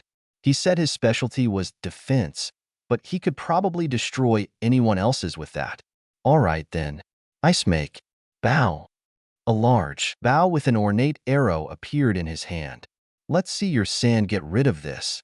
Gaara was rather confident in his defense, but he placed his sand in the arrow's path anyways. To be extra sure, he placed an extra layer of sand past his usual level of defense. Gray released the arrow, and nobody could even blink before the tip of the arrow was embedded rather deep in the sand, and an explosion of ice came out the other side. However, the sand floated to the side, and a third layer of sand could be seen frozen beyond the first two. Impressive. This sand is harder than steel. The ice shattered once more, and Gaara was revealed to be just fine. To pierce it completely, if I had put all of my sand into a single defense, I could very well be dead. You placed a great deal of confidence in my abilities. Gray smirked. You stated defense as one of your specialties. I figured your defense was as overboard as your friend's attacks. Gaara gave a slight smile. Quite the assumption to make. Well, I've shown the basics of my defense. Now to show my offense. The sand shifted, and a moment later the sand shot out at him. Gray was barely able to dodge the first shot, but a second was right behind it. Gray jumped out of the way, but both arms of sand turned faster than Gray would have ever expected and enveloped his body. Within moments, he was unable to move, his head the only thing exposed above the cocoon of sand that was now rising off of the ground. Well, that was unexpected. Gaara didn't bother using any more force than necessary. If he couldn't move his hands, he more than likely couldn't do anything, as his magic was far more formulaic than that of the Dragon Slayers. Are you unable to fight back? Gray grit his teeth in frustration. He already saw that the boy could turn his sand into spikes. If he had wanted Gray dead, he would be all ready. Yes. Makarov called the match. Winner. Gaara. Max was shocked, as was the rest of Fairy Tail. Gaara wins by a sandslide. The newcomers are 2 for 2. So far, who will we see fight next? Gaara let his opponent go, and silently moved over to the Fairy Tail side next to Naruto, past the glaring Juvia, while his sand slid back into its gourd. Matsuri was excited. Of course Lord Gaara would defeat him. Lord Gaara will never suffer a defeat after. Sakura patted her on the shoulder. Now that he knows that people want him, he won't be so willing to die anytime soon. Don't worry about it, alright? Matsuri nodded appreciatively, while Hinata felt worried. Then why are you so willing to throw away your own life? Sakura? Ending notes. Personal comments. I really do apologize for any perceived drop in quality, but combat scenes aren't my forte, and the beginning was. I don't even know. I also severely apologize for Natsu losing. He gave up because it wasn't fun anymore. And Gray being defeated after only 2 moves, because he wasn't prepared for how powerful Gaara really was. Again, I'll prepare bonus chapters where Naruto and Gaara actually lose to mages who outclass them due to having a different specialty, as well as any other ninja who happen to win. If a ninja loses, then I'll make bonus chapters for them winning against mages they could have won against. Also, I got the idea for there being a taboo on blood magic because of the throwaway gag when Plu is first summoned. I doubt I'm gonna bring it back up for a while yet. Anyways, we're gonna need to get past all of these fights before we get onto the true plot, but the fights are gonna set up how the other mages view each of the ninja in terms of personality and strength, as well as approachability. For instance, Naruto pretty much just screwed himself over in the making friends department for the moment, but his strength will be respected and or feared, if he even makes it in. And yes, I realize pretty much everyone else in the story said, "Can I join?" and got the response, "Sure." The ninja are suspicious, first and foremost. So they're having a bit of an exam. Note Max's statement about it being the first fairy tale had ever held. Planned fights. Suggestions are helpful. These are just what I have planned for now. Very little is actually written. Sakura versus Lucy. I'm still writing this. I had a different fight planned, but scratched it at the last minute. Matsuri versus Juvia. Fangirl cat fight. Already written out completely. Temari versus Evergreen. Kankuro versus Bixlow. It just seems so appropriate. If you have a different suggestion, I'd love to hear it. Kakashi versus Urza. Like Kakashi would fight anyone else other than the magic-eyed hero team leader. Raikage versus Elfman. Raikage needs a personality. Elfman's the guy to do it. I don't care how much of a curb stomping it might end up being. Poor Elfman D. This seems to me like it will be a big step towards defining the Raikage in this story. Yamato versus Droy. It'll be a while yet before I write this, so it's definitely subject to change. B versus Urza. Like Kakashi could do enough damage to Urza to keep her from a second fight. Tongue sticking out. Conan versus Mikao. I know he's never actually fought, So I'm just gonna make him up as I go along based on his manga profile and anime filler flashback. Auditions 2. Girl Power. Opening notes, personal comments. Sorry it took so long. First of all, there were loads of circumstances. Secondly, it took me a while to get everything Jewish so. And even now it's not perfect, especially since this is over 8,000 words by itself, 9,000 with notes. If you think something could be improved, tell me XD, especially if I missed a word or two here and their smiley face. Now that I think about it, I think I started too many paragraphs with character names. I'll fix that soon. That's usually a complaint the English grads level at me. Actually, I think I'll start naming the chapters from now on. This FIC seems like it would be easy to do such a thing. Deadman 2020. LOL at Sakura vs. Elfman. It's not happening, sadly, but a nice thought. And thanks to the reviewers for reminding me about poor Hinata. Apparently I had forgotten about her completely. She's such a wallflower. Yamato was forgotten even more than she was, though XD. Questions/answers. Question: why the auditions? Because the shinobi are suspicious. XD. Even Gajeel wasn't that suspicious. Question: why is the Raikage such a jerk? He'll lighten up soon, I promise. Question: how will Sage Mode be affected by the magic world? I actually reread Fairy Tail recently and discovered a likely answer to this. The answer is that Naruto won't be affected much at all. It's everyone else that needs to worry about it. Question: why did Naruto ask the clones instead of dispelling them? Notice that he dispelled Minato. He knows he can do this, but he didn't. It's because they were pretty far away, so he has no clue if they're within view of anyone. Question: why is Naruto still chasing Sasuke? To kill him. That was stated. Naruto was hoping he wouldn't need to, but he decides right there during their battle that he needs to, and then Sasuke escapes. Question: why is this so popular? XDA. Because it's freaking Naruto and Fairy Tail, that's why. Disclaimer. You know the drill. XD. Chapter 4. Fairy Tail Auditions 2. Girl Power. After lifting her hand from Matsuri, Sakura stepped forward next, confident in her own abilities. I'm your next fighter. Makarov nodded in approval of this girl's attitude, though mentally, he was frowning at her looks. She's a little too flat for my tastes. Oh well?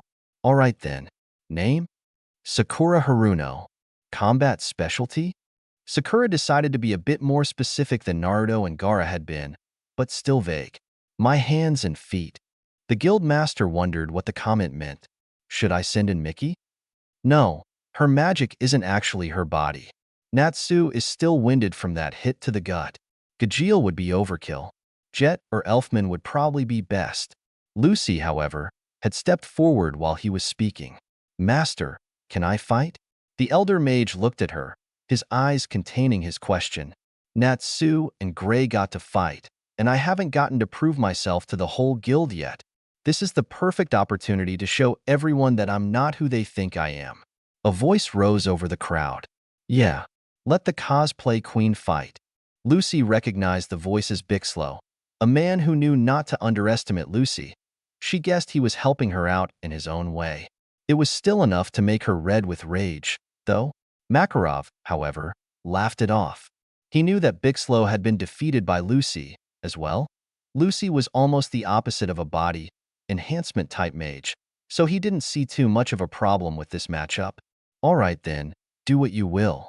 Makarov walked over to the middle of the arena and raised his hand. Sakura Haruno versus Lucy Heartfilia. Fight! Lucy immediately jumped backwards, taking out her set of keys as she did so. If your magic is only body enhancement, you're out of luck.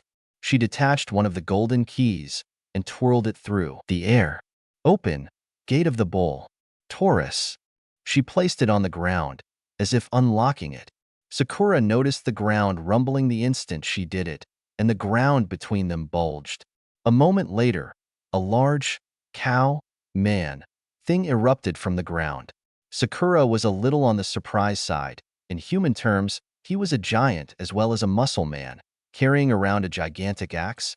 However, he also seemed to be a two-legged cow. The cow turned to Lucy, and his voice carried a great deal of affection behind it. Lucy, it's so good to see your boobs. As Lucy turned bright red from embarrassment, The crowd immediately burst into laughter. Her stellar spirit's a pervert. He's a cow. I thought he was supposed to be a bull. And other such comments were easily heard even from Sakura's position. Sakura, however, was glowing bright red from rage. You, perverted cow. She charged the large creature, disregarding all else but the pervert in front of her. The more experienced mages began analyzing her every move, with Urza going first. She's not enhancing her speed, so she must be enhancing her strength. Makarov nodded as he got back into position with the other mages. I've never heard of someone who only enhanced their strength, though. She must have a lot of confidence in her body if she's charging Taurus like that. Plus, her stance. It's both rough, but entirely flexible. She knows how to fist fight. Taurus, however, only picked up the killing intent from the pinkhead and turned towards her. Oh, you think you can defeat me in a fight, no boobs? I could take you on barehanded. He put down his axe and threw a punch at Sakura, which she easily dodged, and then she punched the large spirit in the stomach. There was no movement for a few seconds, causing Max to comment, "What just happened? What is this girl's magic that can only be used at such a close range?" She didn't blow him away, yet he's staying still. After he finished speaking, Sakura removed her hand from Taurus's gut, and he fell over, unconscious. She arched her back, obviously feeling quite pleased with herself as the spirit disappeared back to where it came from. Nothing quite like knocking out a pervert with one punch. Naruto usually requires two. Natsu glared at her, and then at Naruto, obviously offended.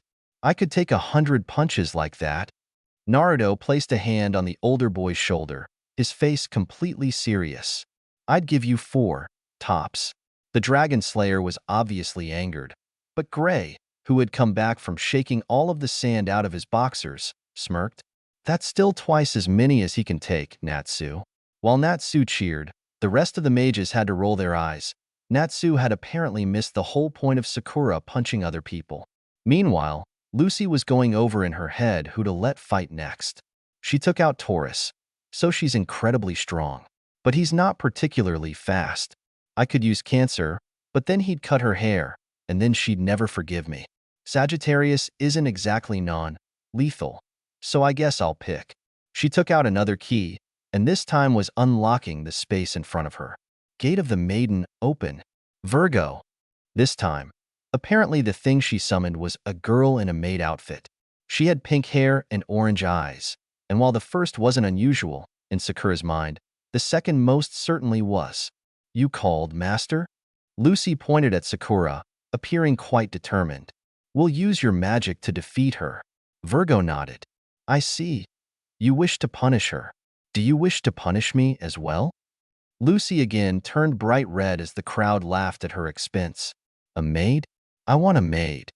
She's into that, huh? Are all of her spirits perverts?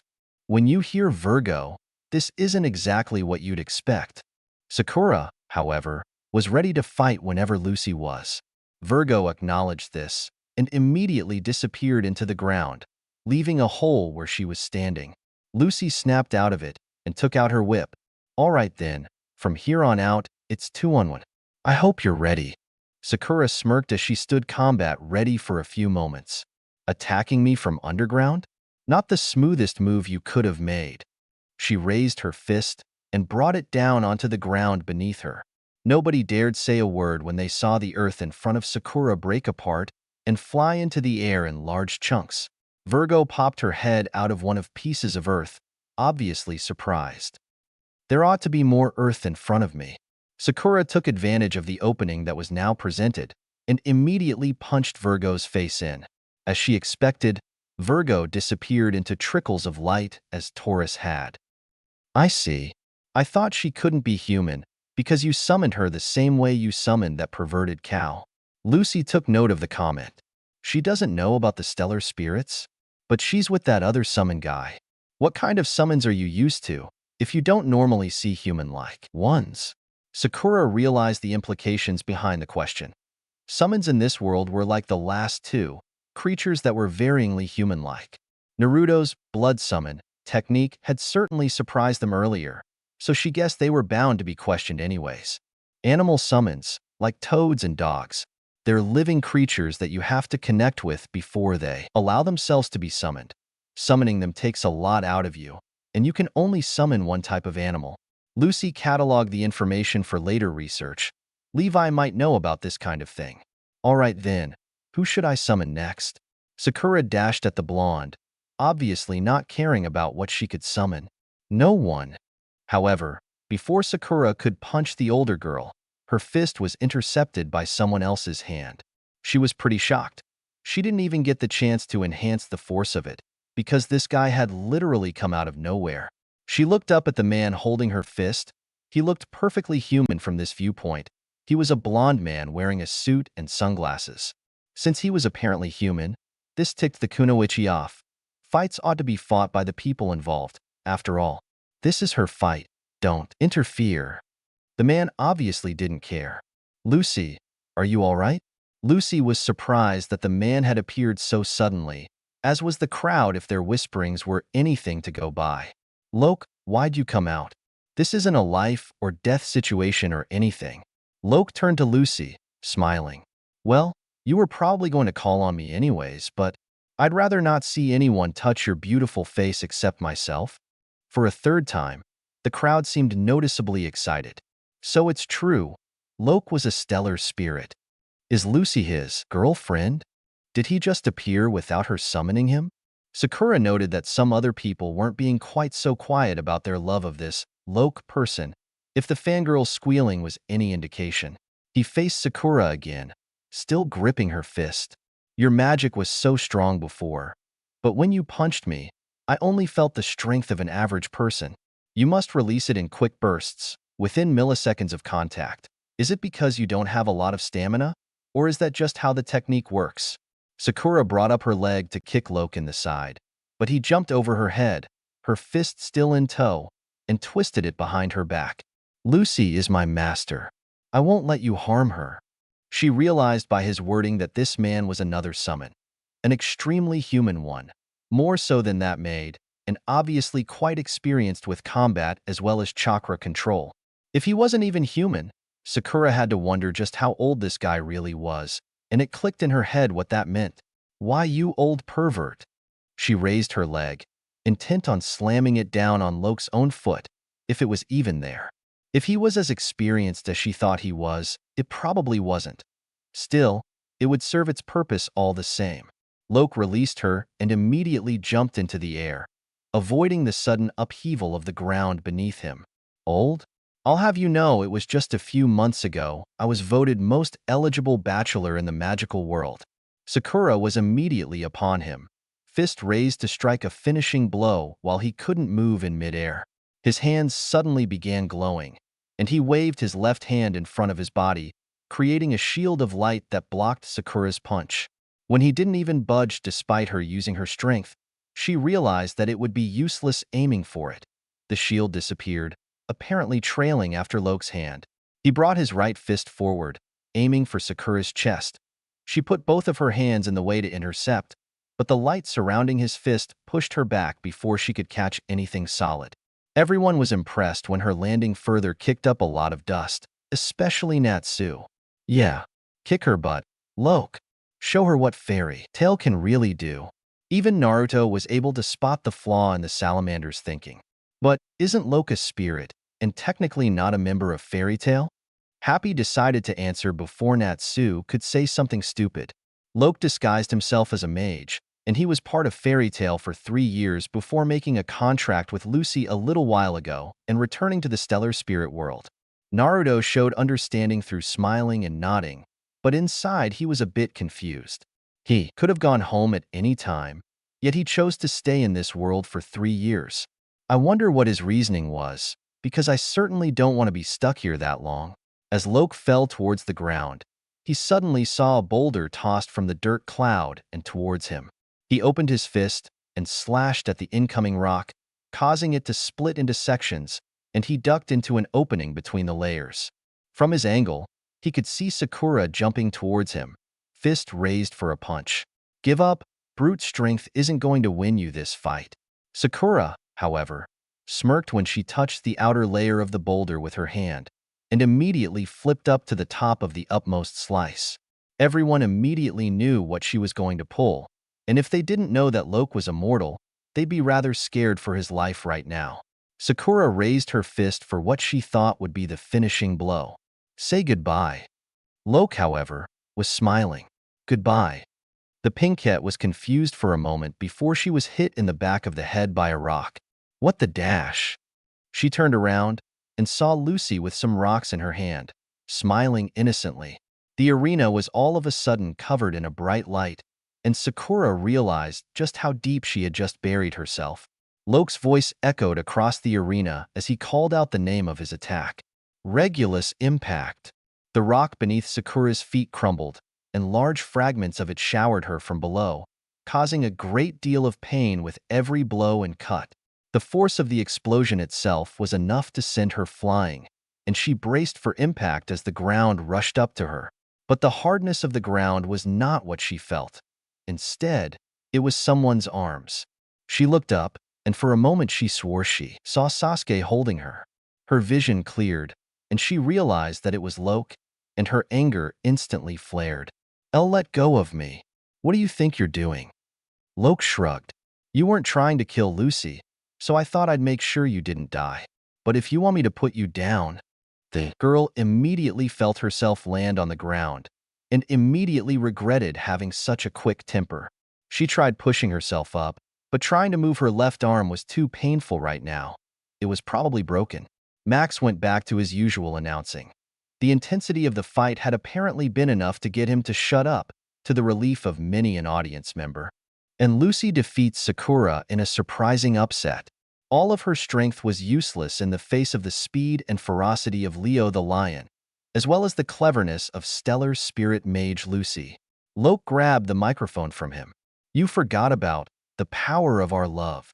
As soon as he said that, the crowd erupted into a variety of sounds. Some were people going over what a cute couple they were, while others were Loke's fangirls being rather upset that he was now officially taken. The spirit walked over to Lucy and gave her a smile. You should call on me more often. I want to take you on a date sometime. Lucy, however, seemed rather angered and embarrassed that he had pulled such a stunt, if her beet-red face was any indication. Why don't you just go already? The fight's over. We can celebrate when I have more magic to keep you around. The lion smiled at the fact that she hadn't refused and faded into light particles as he walked past her. Sakura, on the other hand, was limping towards the shinobi's side, having pushed herself up with just the one arm, obviously quite bitter. Power of love. If it were all that, none of this would be happening right now. Sakura. She was surprised to hear someone calling out to her, so she turned towards the source of the voice. It was Makarov. He seemed amused by something, as were the mages immediately surrounding him if their suppressed chuckles were anything to go by. Where do you think you're going? The medical ninja was a bit confused by this. Did he mean that she was too injured to just be sitting on the sidelines? She could heal herself. It wasn't much of a problem. I was going back to our side. I lost, after all. She didn't realize it herself, but her tone revealed that she was also saddened by her situation, in addition to the other emotions she was feeling. Makarov, on the other hand, was grinning from ear to ear. Well, we have some pretty good doctors on call for the guild. It'd be a shame if a pretty girl of your skill ended up with scars because you ended up fighting the most powerful of the combat spirits. The realization of where this was going was very apparent on her face. Most powerful? Mira Jane nodded, smiling. To take out one spirit of the ecliptic zodiac in combat is the mark of a powerful fighter. You took down two. Lucy sighed as she hid her eyes behind her hand. The ecliptic zodiac spirits were mostly wimps compared to the mages of fairy tale. To forcibly close Taurus's gate with a punch is unheard of because of the sheer strength he is known to possess. The Raikage could be seen as rolling his own eyes at the comment, though none of the mages saw it. When Virgo tried to attack from below, you knew to just destroy the medium she was moving through. Kakashi tried to shrink behind the other adult shinobi, feeling rather embarrassed at the memories of when she first demonstrated that trick. And then, with only strength magic, to fight Leo the Lion, the most powerful of all the combat spirits. Other mages would have quit right then and there, yet you were willing to keep going despite how much of a disadvantage you were at. Naruto chuckled at that. He guessed Sakura had been taking lessons from Lee in the determination department. Makarov extended his hand to Sakura. In other words, all of the qualities that we want in our mages. So get over here already. The crowd erupted into cheers as Sakura smiled and walked over to the guild's lineup. Mirajane motioned for the pink hit to go over to her. And when Sakura arrived, the older girl smiled and held up a box that Sakura assumed held first aid supplies. Let's get you patched up for now, and then you can go get a doctor to take a better look later, okay? Sakura realized that there was probably no such thing as medical magic in this world. If Hinata's observations about their magic being rather unrestrained was true. After all, healing took extremely precise control over your chakra. If their chakra was wild by nature, odds were that the concept of healing wounds with magic was nothing but a children's story to them. She smiled and nodded. Sure, thanks. It's been a while since I've been this beaten up. That was a pretty rookie mistake. To forget who my target was? She felt a shadow fall over her and looked up to see Lucy standing over her, a worried smile on her face. Are you all right?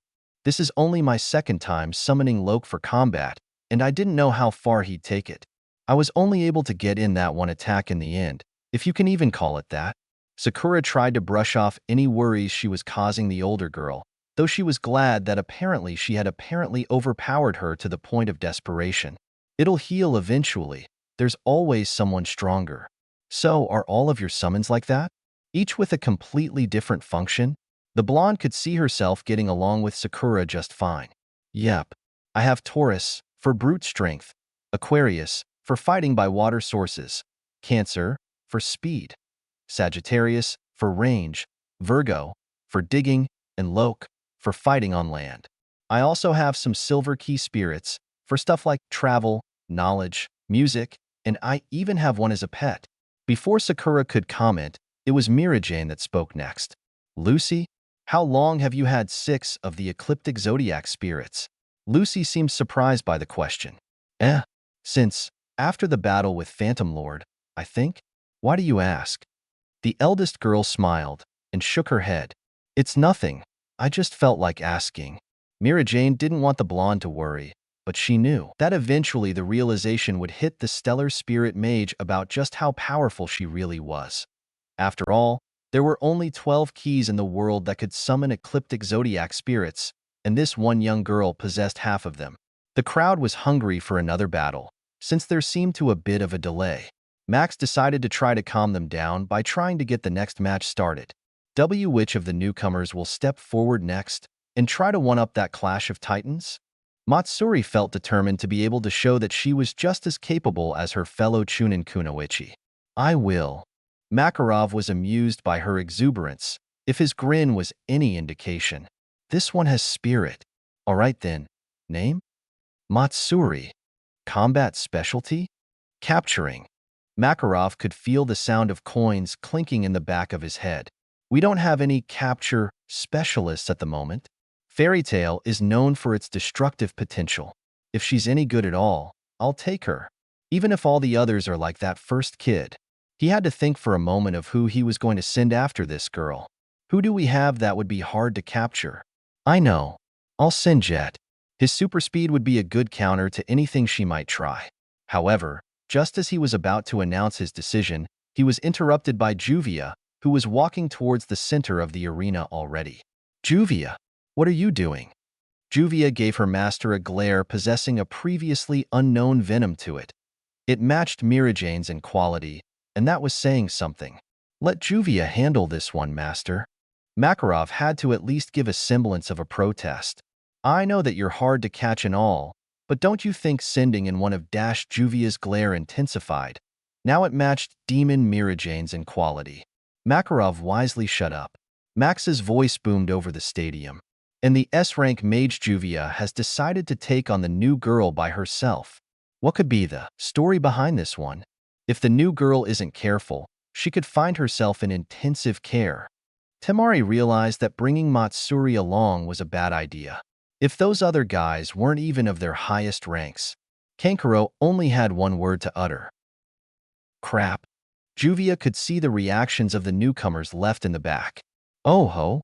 It seems that Juvia has picked a fight with the weakling of the group. The Sunachunin, however, wouldn't back down and instead withdrew her jihu, letting the tip hang loosely as she tied one end around her hand. Urza noted the choice of weapon. A capture specialist, so that string must have some kind of anti-magic properties, then. But what's with the tip on the end? Can't she manipulate it herself, like Mariana could? Or does the string have some other properties besides anti-magic? The blue-haired woman in the arena, however, wasn't paying attention to any of that. You think you can capture Juvia with a string? Your precious Lord Gaara had to use demon sand in order to defeat the one man who ever defeated Juvia. A mere string will not hold Juvia.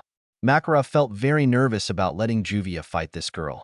The newcomers apparently thought of her as weaker than themselves, and Juvia seemed like she wanted to kill this girl. Matsuri versus Juvia Loxer. Fight! Juvia immediately started by spraying water directly at Matsuri from her hand. Juvia's water can't be bound by string. You've already lost. However, the water kept going past where Matsuri should have been. The moment Juvia realized this, she saw the tip of the jihu spiraling around her at an impossible speed, and within moments her limbs were bound to her sides. Matsuri was now behind her, the string extending all the way back to her fist. The moment the string had tightened, it had begun glowing with a pale blue color. This string is extremely durable because my magic runs through it. Heat, cold, blades, or muscles. If it has a solid form, it won't be able to escape. Matsuri patted herself on the back, mentally.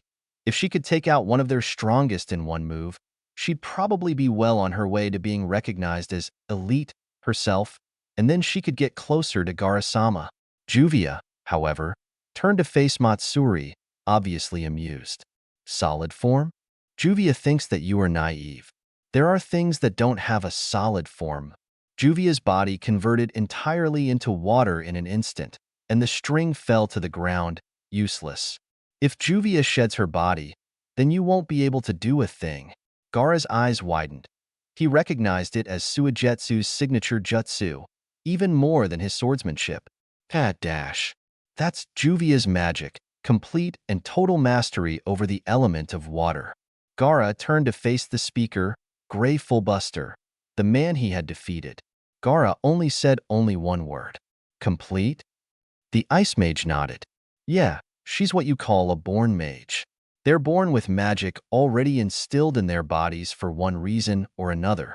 Their magic power is so great that they can't control it until much later in their lives. Juvia's born magic was water-based. Her power was so great that rain clouds followed her every move. And it wasn't until this past year that she was even able to see the sun, because I beat her down so bad she didn't have excess magic power anymore. She was so grateful that when her guild was disbanded due to having committed crimes, she came straight here. Gaara was glad that such things occurred in this world. This way, his great power over sand wasn't nearly as suspicious as he thought it was. Perhaps now would be a good time to test his ability to weave half-truths. I thought so. Truth be told, I was like that as well. Gray's eyes widened. This boy was born with sand magic? That would actually explain a lot.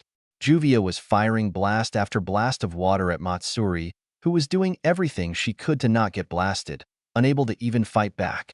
Meanwhile, Gaara started his story while watching the girl fight. My home was in a desert. Every few generations, a sand mage of great power is born there. The locals attributed it to the spirit of the desert, saying it was his blessing to our village. But they quickly realized that I was no blessing. I was a curse. When I was born, the desert raised up and swallowed my mother. When I fell asleep, the desert fell into such chaos that they tried everything within their power to keep me awake, giving me insomnia and night terrors. When I was angry, the sand reached out and crushed the limbs of those who angered me. If I felt fear, the sand immediately killed whatever I feared. Everyone in that desert feared me in return, treated me as a monster to run away from at first sight. Parents used me as a way to scare their children straight. Use your water wisely or Gaara of the Sandfall will come, they would say. My siblings resented me for taking their mother from them. and my father treated me as a tool to be used. Gaara was, by now, clenching the sleeves of his garb. Those who were around Gaara were rapt at attention, especially Natsu and Gray. Meanwhile, Matsuri had tried to hide behind some of the debris from Sakura's fight, but Juvia sliced through it with a high-pressure blast. Eventually, though, even my father took to fearing me and posted a request, "Eliminate the demon of the desert." It cleared by the authorities, who were unaware that the request was for the death of a human being, as there really was a demon in the desert at the time. The disgust on the mages' faces was extremely evident. The man who took the job was my uncle, my mother's brother, the one man who had cared for me my whole life. He did everything within his power to assassinate me, but it was for naught. I was already 8 years old, and my power had grown to the point that the sand blocked any attack that came my way. Makarov and Mirajane were listening rather intently as well, and the shock at the fact that all of this had happened to him by the age of 8 was rather disturbing. He tricked me into thinking he was going to give me a dying request, but instead shattered the illusion in my heart that he had been crafting for years, that there were people who loved me. He told me that the only person in this world who would ever love me was myself, and while I was distracted blew himself up in a suicidal explosion.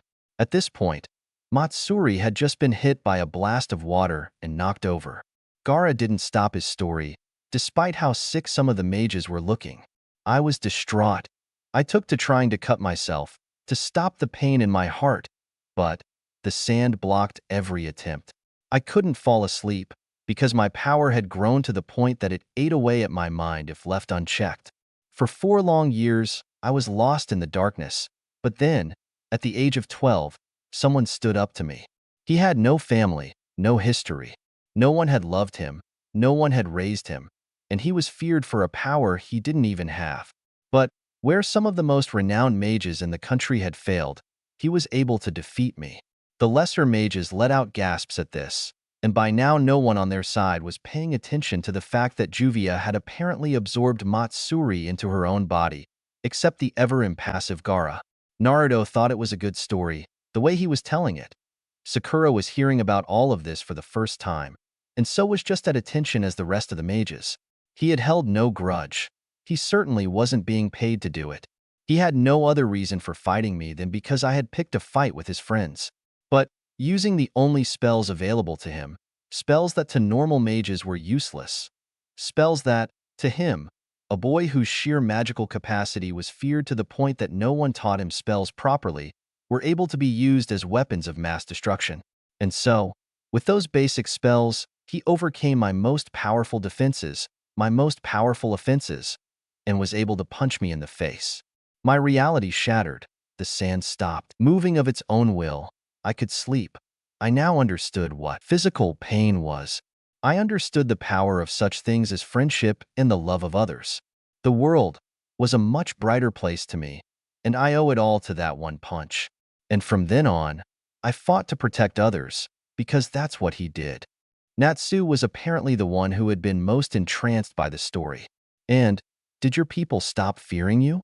All of a sudden, Juvia let out a scream, catching the mage's attention.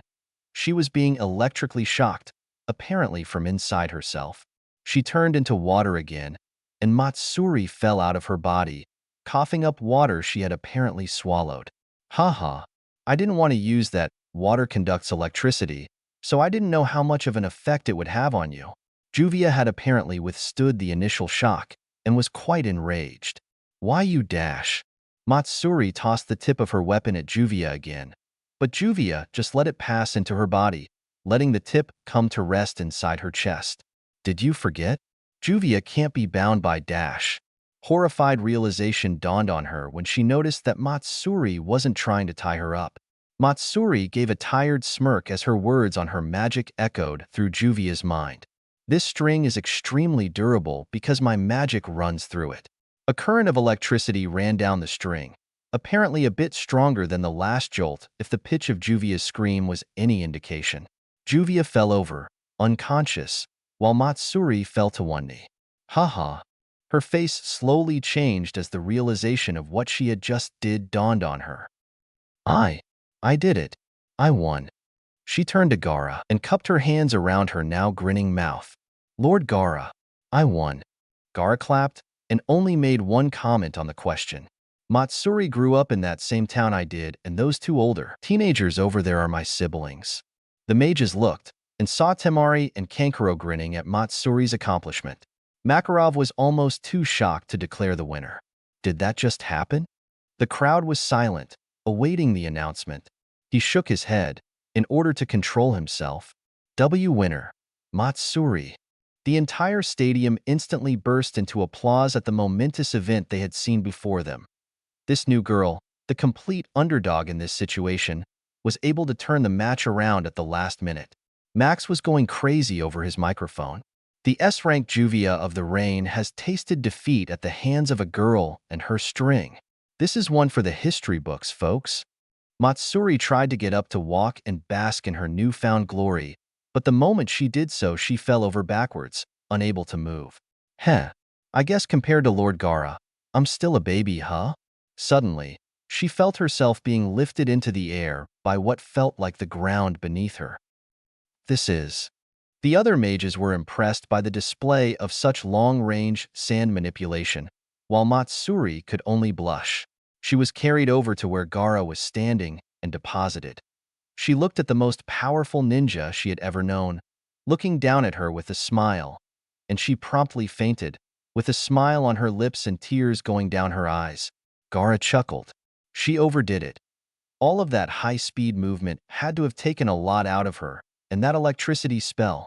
I don't recall her knowing that. Gray observed as Juvia was removed from the battlefield, on a stretcher. Love makes you do the weirdest things. I'll never understand girls. Natsu and Naruto nodded in agreement, as if this was the greatest of sage wisdoms they could pass on to those around them. Hinata smiled at what had happened. I wish I could do something like that, take on someone so much stronger than me and win. Temari and Kankuro were the only ones who could hear her, so they didn't get that Hinata was referring to what had happened when Konoha had been leveled. Max called for the next fight, but Hinata was too lost in her daydreaming to really hear him. Temari shrugged and gave Hinata a push. Max took that as the signal for her being the next to fight. And we have a new contender already? Makarov jumped back into the arena and performed his little interview. Name? Hinata realized with a start that she was in the middle of a crowded arena, and her shyness immediately took over, evident in how red her face had turned. H. Hinata Hyuga. Combat specialty? H. Hand-to-hand. While the crowd became enamored with how cute this girl was, the guildmaster was making his decision. He didn't even really have to think about it this time. There were only 2 hand-to-hand specialists in the guild, and again Mickey was a martial artist by hobby. Jet, you're up. Immediately, a man appeared before Hinata, a blur on par with Rock Lee. When he stopped, everyone was able to get a good look at him.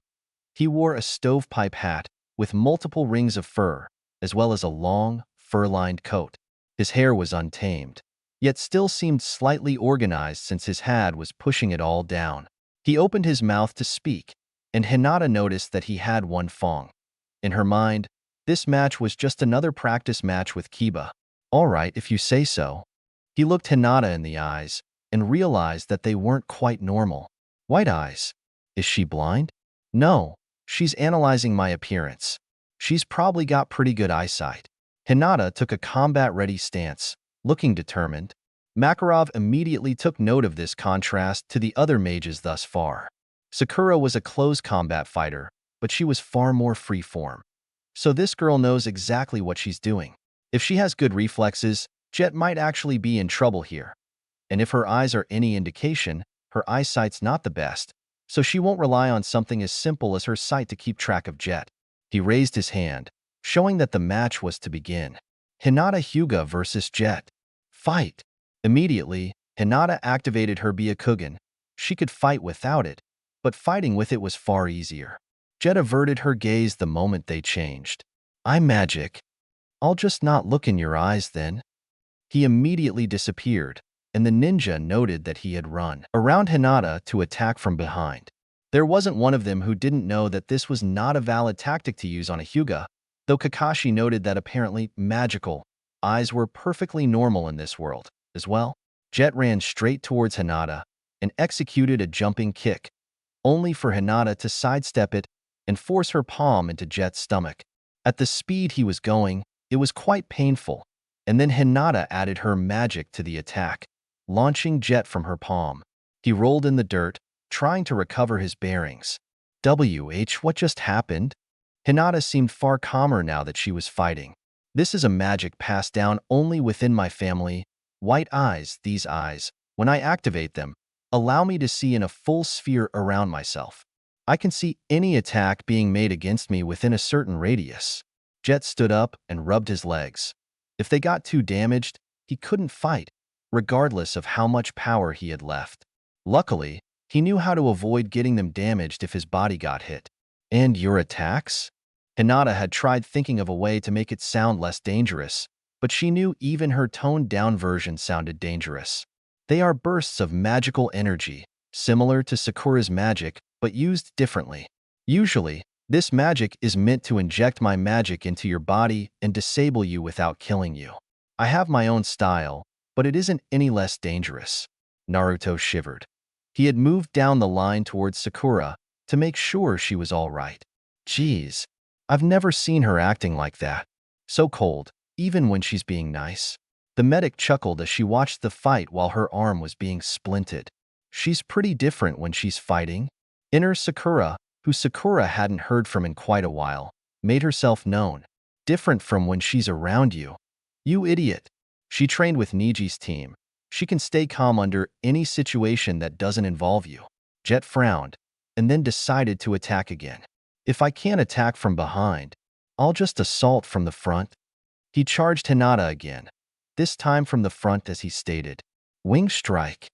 Hinata didn't even really bother trying to sidestep, instead moving in for the finishing blow. She once again thrust her palm at Jet, who was already right in front of her, leg extended for a flying kick. The shape of a lion formed around her arm and rammed into the mage, throwing him quite a distance. Lion fist. Surprisingly, Lucy was the first to comment on the technique. That was Loke's Regulus Impact spell. The other mages had to agree with that assessment. There was no real difference between her Lion Fist and Loke's Regulus Impact, besides the amount of power put into it. Jet was trying to get up, but he was obviously having a hard time of it. Ow, geez. It's hard to breath right now. Hinata left her stance, deactivating her Byakugan. Please give up. My magic isn't meant to do light damage. Normally, all it would take is one good blow for a human being to end up in the hospital. Jet grit his teeth. You think that a mage of fairy tale would give up so easily? Eat this. He started running in a circle around Hinata, causing a dirt tornado to form around her as he sped around.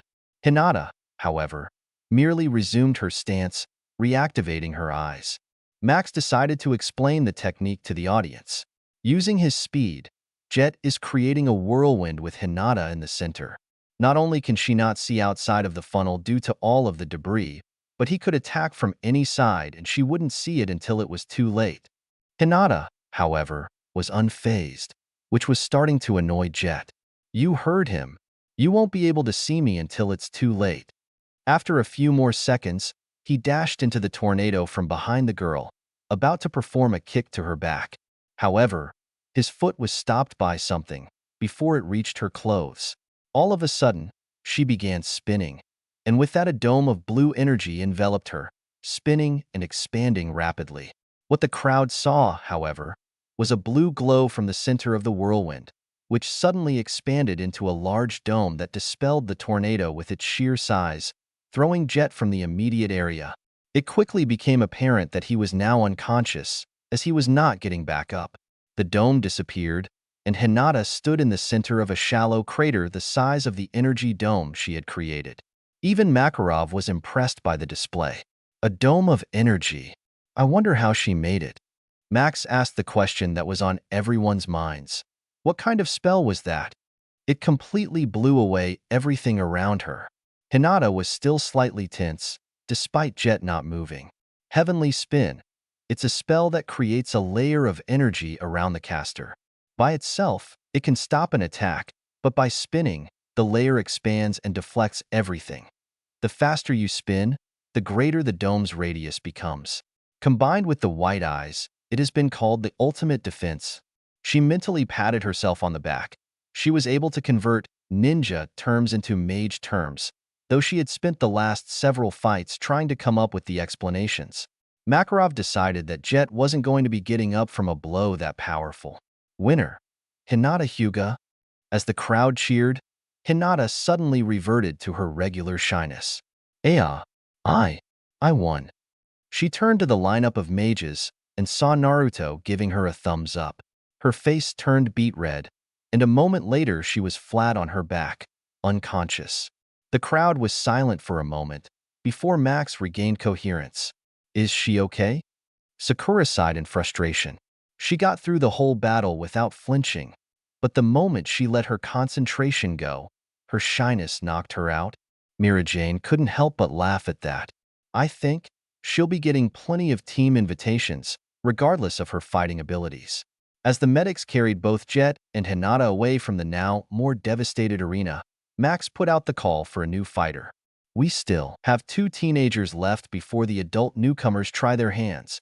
Don't be shy. Step forward. Temari shrugged and turned to Kankuro, her hand in a scissors position. Fight you for it. Kankuro smirked. Deal. They immediately went into their battle. Rock, paper, scissors, go. Kankuro thought he had won by choosing rock, but to his dismay, Temari had chosen paper. But you always go with scissors. Temari was already walking towards the center of the arena, a dark smile on her face. And that's why I won, and you lost. Makarov was already waiting for her in the middle of the arena and performed his interview. Name? Temari. I'm Gaara's older sister. Makarov knew that her choice of words was a challenge to anyone who thought themselves brave enough to risk Gaara's wrath. Combat specialty? Temari gave a smile. It was a poison-laced expression, the kind of smile that normally meant she was happy, but right now it meant, I know 10 different ways to kill you in the next 5 seconds. She opened her small hand fan and waved it at her face, confident in her own abilities. She doubted she'd need to take out the really big one inside the scroll on her back. Distance, fighting. Makarov didn't quite know who to bring out. Macau might be able to do it, but he was a fire mage, while she was pretty obviously a wind mage. A woman's voice called out over the arena, obviously undaunted by Temari's hidden challenges. I'll take her on, master. Temari watched as someone flew down to the arena using what appeared to be dragonfly wings extending from the back of her dress. The dress itself barely went above what it needed to cover and circled her body from there. She wore glasses, and her hair was done up in an odd, tight style. She looked like a secretary trying to show off too much, in Temari's opinion. An alternative description, using fantasy terms, Temari still couldn't quite believe that this world was completely like some fantasy story. Would be an elf trying too hard to be a fairy. She landed in front of Temari and pulled out her obviously more expensive, Temari noted, hand fan, hiding her face below her eyes. She had also placed her other hand on her glasses in a manner that suggested to the trained eye that she was going to remove them, rather than the apparent motion that she was doing it to look sexy. Temari noted that something seemed off about those eyes. Perhaps she had, I'm magic, like that Jet guy had feared Hinata had? After all, I still haven't made up for what I did at the festival. Letting everybody see my magic might go over well with the fans. Makarov seemed to be mulling it over in his head. Temari was obviously talented, but using Evergreen might just be pushing it. But, at the same time, all of the newcomers younger than Temari had proven quite capable in the end, and letting Evergreen fight in public was, as she had said, a rather good idea, for more than one reason. All right then, Temari versus Evergreen. The 2 women tensed, despite both keeping the appearance of confidence by holding out their fans in front of their faces. Both teams tensed with them. The mages knew just how hard Evergreen was to take out, while the shinobi knew that if Temari got serious then the arena probably wouldn't last very long. Fight! Ending notes, personal comments. Cliffhanger? Sorry, I wanted to stop here because I don't want to set too high a standard for how many pages I make per chapter. Plus, if last chapter was Naruto and Gaara, and this chapter was Sakura, Matsuri, and Hinata, It actually makes sense to keep Temari and Kankuro together. I'm sure you've noticed that I've expanded on characters from both sides. For Loke, I made him more powerful than shown to match him up with what should be expected, as well as made him more serious while he was actually fighting. In the end, he and Lucy were able to defeat Sakura. For Jet, there wasn't much to expand on in the first place, so even with expansion he's not much of a character. For Matsuri, I was expanding on her dedication to her weapon that she started on pre-time skip and thought of ways she could use it in her jutsu, though at the moment I've only thought of running normal chakra and lightning chakra through it. It's noted in the story that she had probably just learned lightning chakra. I plan on her being one of the characters who honestly tries to improve themselves with magic rather than trying to stick to the system from their old world. Future plans. Of those who fought, Gaara is the one least likely to try learning magic, though it would be fun to write him trying to learn and not quite getting it. Naruto would want to learn non-lethal magic. Sakura would want pretty much anything. Her specialty is in healing, and she believes that healing magic isn't something she should be showing off. Matsuri might learn to control her string freely, and Hinata. I have no plans for her magic style, though there ought to be something she can learn. If you want to send in suggestions, go ahead, tongue sticking out. Of those who haven't fought, I would think Kankuro, whose magic is in his puppets, Kakashi, who feels that he's not fit to be Hokage, and maybe B, who would want to learn Requip/Exquip, would be honestly interested in learning magic without outside prompting. Yamato's probably more than comfortable with his jutsu set. Reikage only cares about being able to punch you in the face, which he only needs the one hand for. And Conan has quite the jutsu as is as easily defeated by Jiraiya as it was. Fight still left. Temari versus Evergreen. Sorry I left you on a cliffhanger there, but I'll actually show it, I promise. Kankuro versus Bixlow. I'm not the only one who thinks this will be good, apparently. I actually can't decide who ought to win due to how their abilities match up. Kakashi versus Urza. I have some plans for this, but there's definitely some details needing to be worked out. Kakashi probably won't even be too serious, considering how incredibly strong he is, and might actually end up regretting it in the end. Yamato versus Droy, still thinking on how to make this work. Since Droy has only cast all of one spell in the actual manga, Jet did too, but his magic is more apparent than Droy's. Anyone have an alternate suggestion? Reikage versus Elfman. I don't think you could possibly change my mind on this at this point. Reikage will probably get the most pages devoted his actual fight out of everyone else here, and I really hope you guys enjoy how I pull it off. If you guys can guess how this is going to go before you read it, then I'll give you a cookie, tongue sticking out. B versus Urza. Urza ought to be able to fight again by the time this fight comes around. I think she's the best person for this fight, and as an S-rank mage she wouldn't take too much damage from a non-serious Kakashi. Conan versus Kana. This was suggested to me, and I like it. I forgot that she existed, but at the same time her fighting style hasn't been explored too well, so that's kinda why. If I can't make it work, it's straight back to Mikao, who would most likely beat Conan rather badly. Her opponent could seriously determine her path for the rest of the story, and I really want to work with her character. So, Auditions 3, Battle of the Bodyguards. Opening notes. Personal comments. Sorry this was so late, these fights weren't cooperating with my writing style too well. I tried to work story into this, similar to what I did with Matsuri versus Juvia, but it didn't work out too well. Though, I did manage to get the interactions between the combatants more fleshed out this time. Disclaimer. I own neither Naruto nor Fairy Tail. Chapter 5. Fairy Tail Auditions 3 Battle of the Bodyguards. The moment the fight started, Temari saw her opponent grip her glasses, ready to tear them off. She decided it best not to attack at this exact instant, and instead waved her fan at the ground, kicking up a lot of dust into the air. Dust storm. With all of the dust and the strong wind, Evergreen had to leave her glasses on, and instead brought her arms up to defend against any stray rocks. A moment later, the wind died down, and she could see that Temari had disappeared from where she was standing. There was a hard tap on the back of her head, and she turned around angrily to see Temari standing there, looking very confident with her fan closed. Apparently, she had used that to hit Evergreen on the head.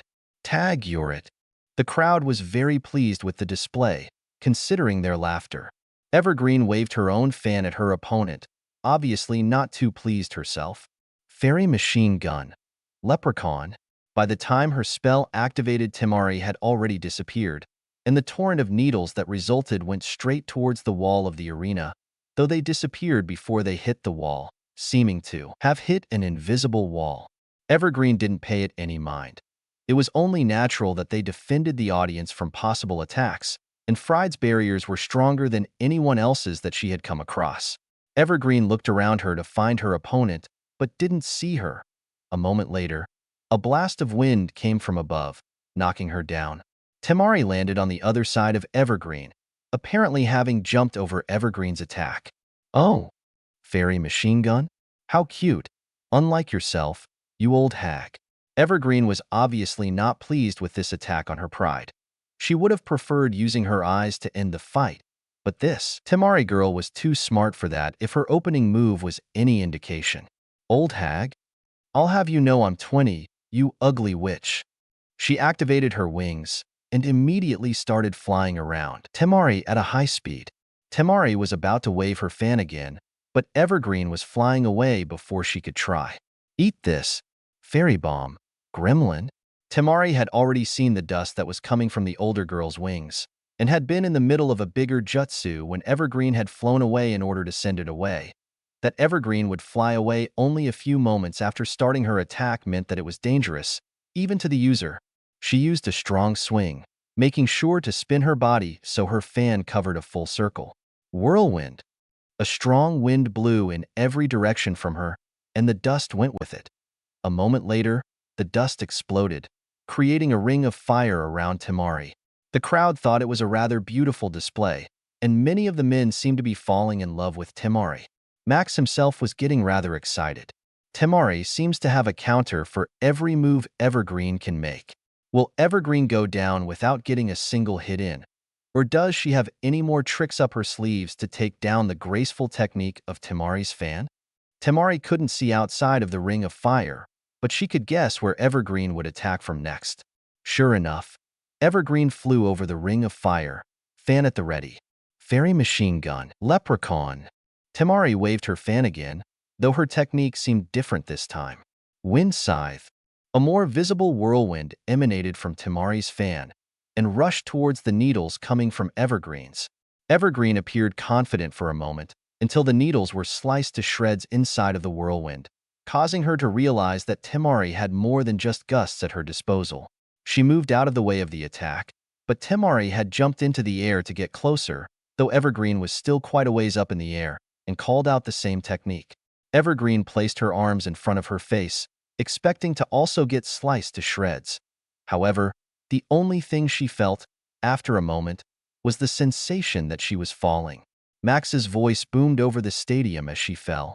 And Evergreen's wings have been clipped. Such precise wind magic. Is this the end for the most fairy-like of fairy tale? The mage grit her teeth as Temari dashed straight towards her, ready to attack the older girl as she fell. Evergreen realized that her fan had been sliced, as well. Knowing it was her last chance for victory, Evergreen removed her glasses, hoping to catch the other girl's eyes. As she had hoped, Temari had closed her eyes, but she was surprised that the girl kept moving and actually jumped towards where Evergreen was falling. How can you still attack? Temari smirked as she prepared a basic wind jutsu in her fan. It would hit hard, but it wouldn't slice. It's called I train my brain instead of grooming my looks.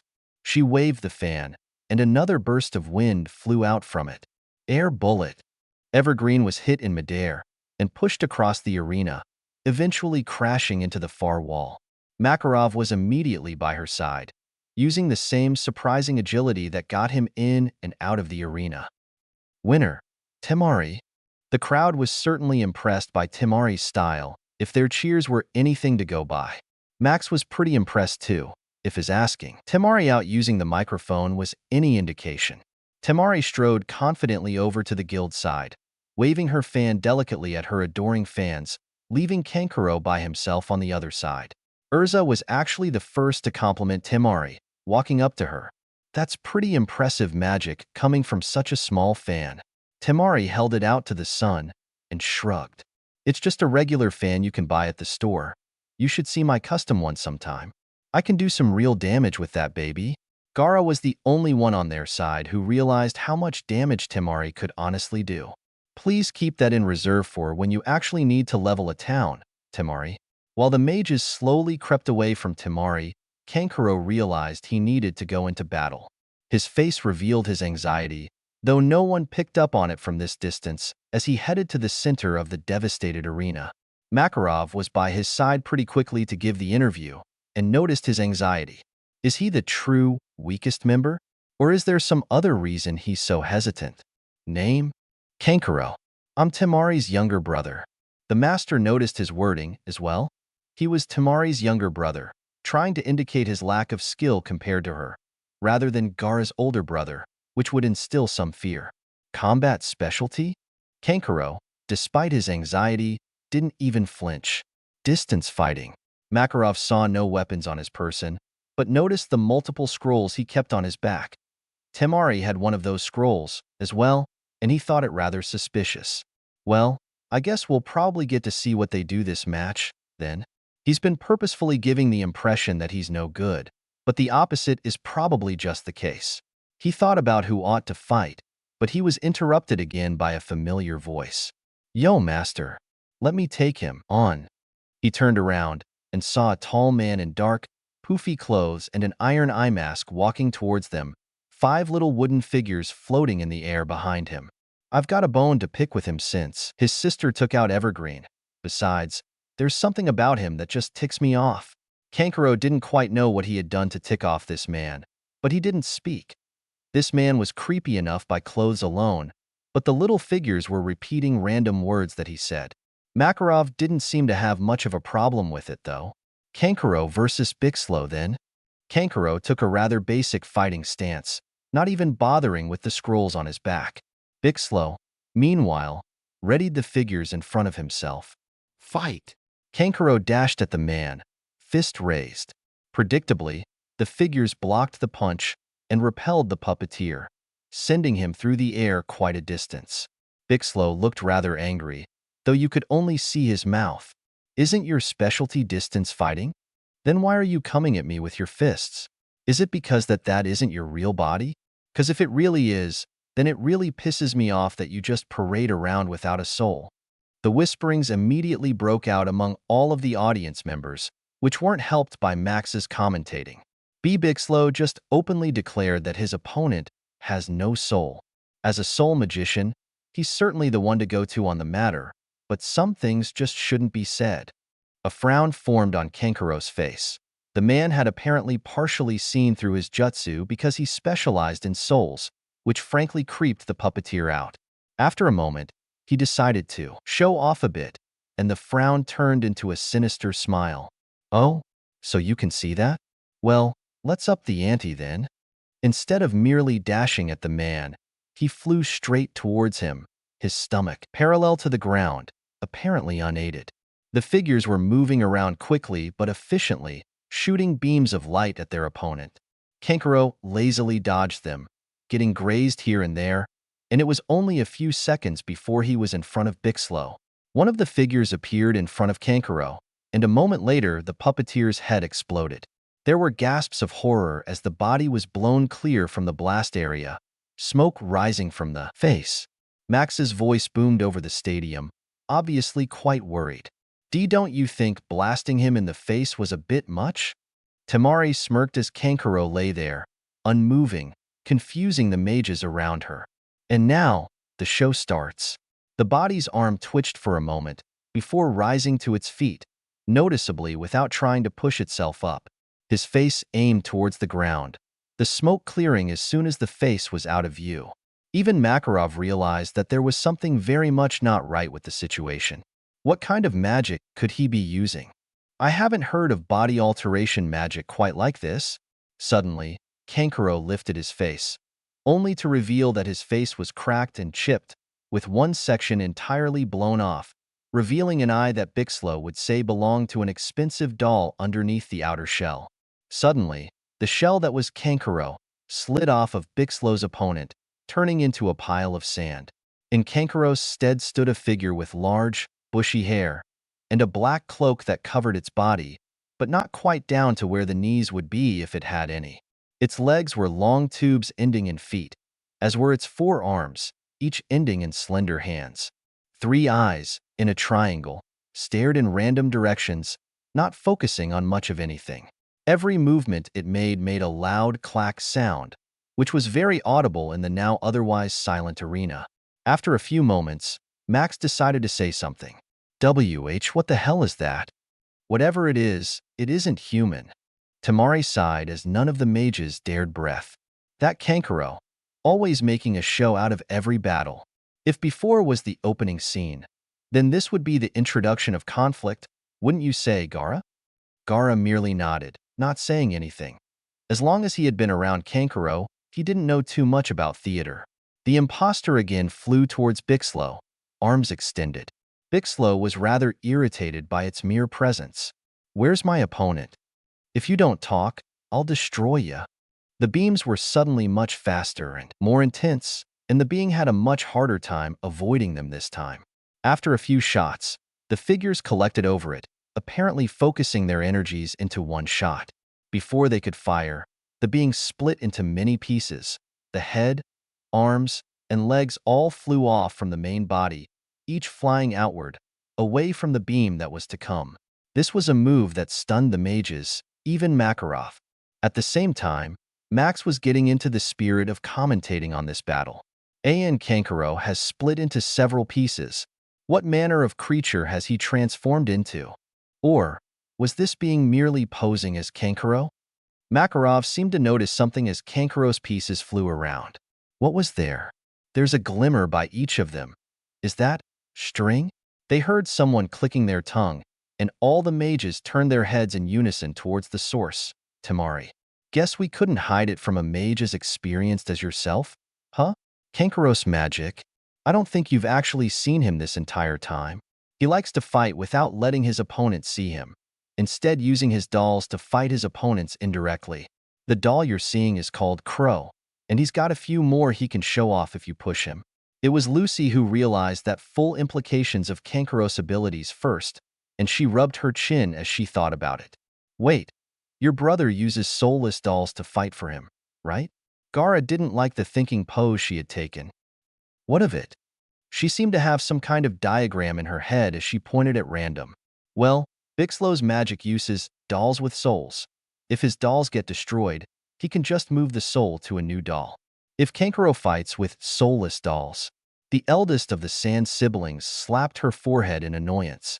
So, you're saying Kankuro ticked off his natural enemy? Smooth move, drama dork. Meanwhile, Bixlow's dolls had tried to chase down the individual pieces and managed to catch up quite quickly. However, the moment they tried to shoot them down, the pieces shot up, slashing through the aerial dolls with previously hidden blades. The dolls exploded unexpectedly, and all of the pieces of Kankuro's doll assembled back into one body. A small mound of dirt suddenly appeared next to Crow, rising to the height of a human being. The dirt subsided, and Kankuro now stood next to his puppet. Heh, you surprised? Soulseer? Your dolls take directions, but my puppets move according to my every whim, the moment I decide them.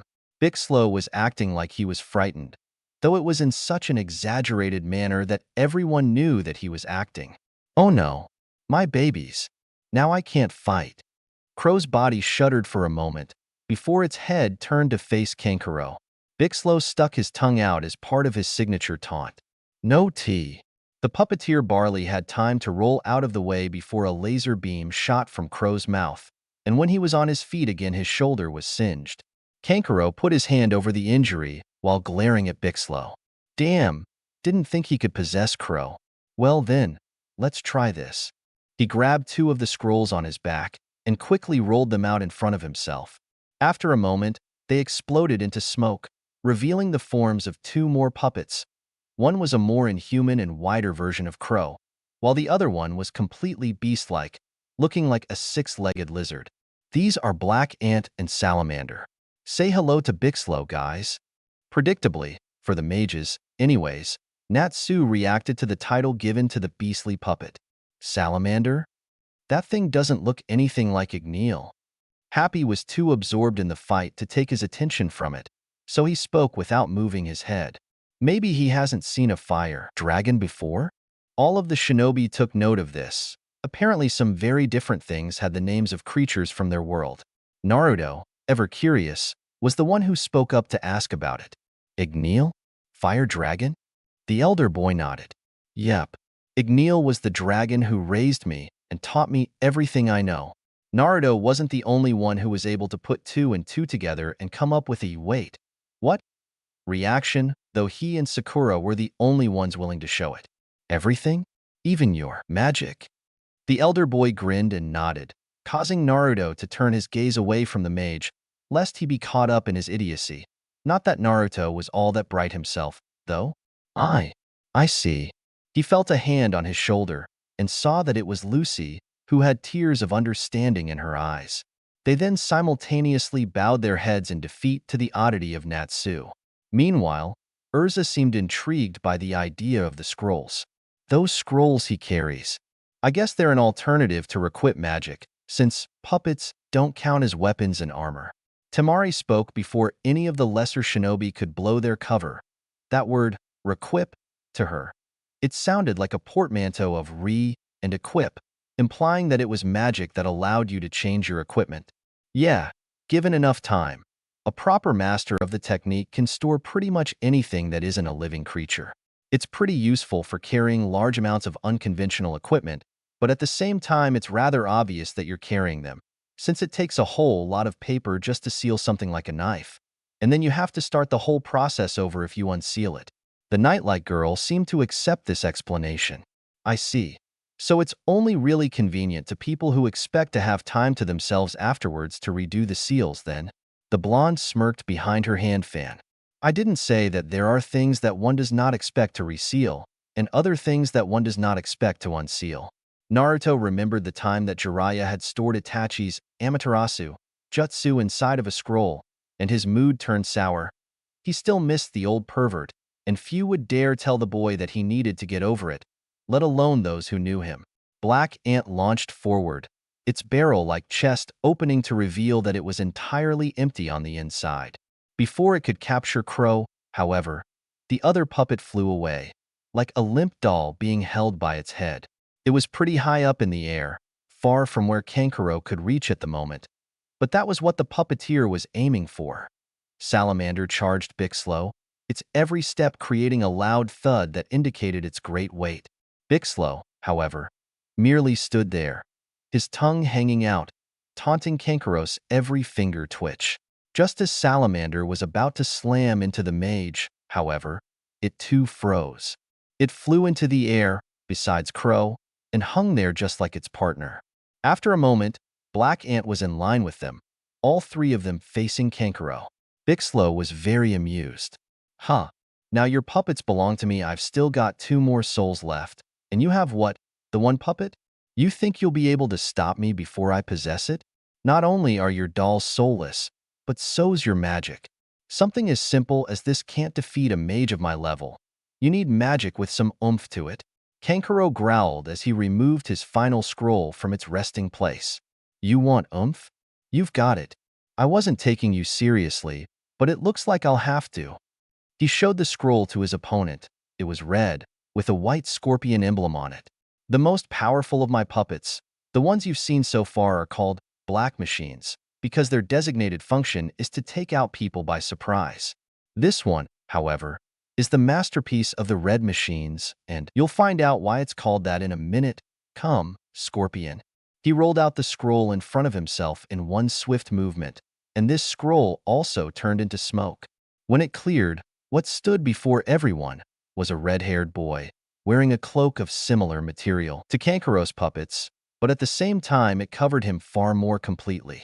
The boy possessed an empty stare, simply looking at the space in front of him. Before anyone could react, Max interrupted the fight with his desire to talk. Kankuro seems to have brought out a far more human-like puppet. If the more beastly ones couldn't take him on, what makes him think that this smaller puppet can do it? Makarov seemed to be examining Kankuro's latest summon with a narrowed gaze. Is my vision getting bad? Or did he just summon a human being? The adult shinobi observed it carefully. Conan was the first to make a comment. Scorpion? Sasori? So that's what his true form looks like? Yamato groaned as he slumped forward. You're kidding me. Sasori look like that? Sakura refused to transform into him to show me what he looked like. On the other side of the arena, Sakura grit her teeth as memories of her fight with Sasori flooded her head. She knew it would have just been a waste to let Sasori's puppets rot from a military perspective, but she still didn't like having to look at that face again. That thing, it's not human. But it's not a puppet like you would call the others puppets either. As the mages whispered among themselves about the meaning of that, Bixlow seemed surprised. Why does that puppet have a soul in it that matches its body? Kankuro shifted his eyes to Scorpion, and then turned back to Bixlow. Hell if I know. This is some other puppeteer's masterpiece. Whether this puppet has a soul or not doesn't matter to me. A thought struck him, and a smirk formed on his painted face. But if it has a soul, then that means that you can't possess it, can you? His fingers twitched, and the puppet threw off its cloak, revealing its much more obviously puppet-like body. It had a storage compartment in its stomach for some kind of cable, and two large wings made of blades extended from its back. The chest was segmented, suggesting that they were more storage compartments. The right chest plate opened, and what appeared to be a mass of strings appeared from them, attaching themselves to the floating puppets in an instant, preventing them from moving. On its back was another scroll storage rack, like Kankuro used. Here's something unique about all of the red machines. Each and every one of them is capable of using magic, and in the hands of a skilled puppeteer, are actually stronger than a mage with the same spells. Scorpion here has the same magic as I do, in addition to being outfitted with plenty of weaponry. So, essentially, he's a puppeteer puppet. Kankuro twitched his finger, and the other three puppets were torn apart. Each of the parts, however, remained in the air. Each of Crow and Black Ant's 14 limbs were revealed to have blades inside of them, in addition to their heads. Black Ant's body opened again, looking like some black abyss from Bixlow's perspective. Crow's body turned, pointing what was left of the hollow arms at Bixlow like guns. Salamander's limbs and tail merely hung in the air, while its main body opened its mouth to reveal what appeared to be a gun in its maw. Bixlow seemed rather irritated by the display. A puppet that uses magic? I don't believe it. Even my babies can only attack due to my own magic. What the hell is so special about this one? Temari gave a yawn as she seemingly ignored what was going on in front of her and went to sit down on a bench by the wall. Wake me up when Kankuro gets done with the long-winded speech I'm sure he wrote just for this occasion. Long story short, red machines aren't named for what they do, but how they were made. Plug your ears if you're squeamish. She was glad to note that none of the mages moved to do as told, meaning they were either all not squeamish, or they were all just stupid. She could live with either. The puppeteer, not seeing his torn-apart puppets making any moves aside from his own will, decided to go with the flow here and show off, and started making Sasori move along to his tail. There once was a puppeteer named Sasori. He loved puppets, ever since he was a toddler. Sasori placed his hand down low, to show how small he was back then. He became obsessed with art and eternal beauty, and one day he realized that human beings didn't last forever. The puppet traced a line from its eye down its cheek, indicating tears. So, he came up with a process, one that, thankfully, hasn't been passed down. At this point, Sasori turned to Kankuro and shook his head disapprovingly before turning back to Bixlow. Through this process, he could convert humans into puppets while retaining the body's ability to use magic. These puppets, his trademark red machines, were far more dangerous than any other puppets made before them and since. Even Urza showed visible horror at the implications of such a thing, while Makarov looked like he was trying to hold himself back from throttling Kankuro for using one of those red machines. Such a thing is murder, and using the body, even if someone else committed the crime, is still wrong.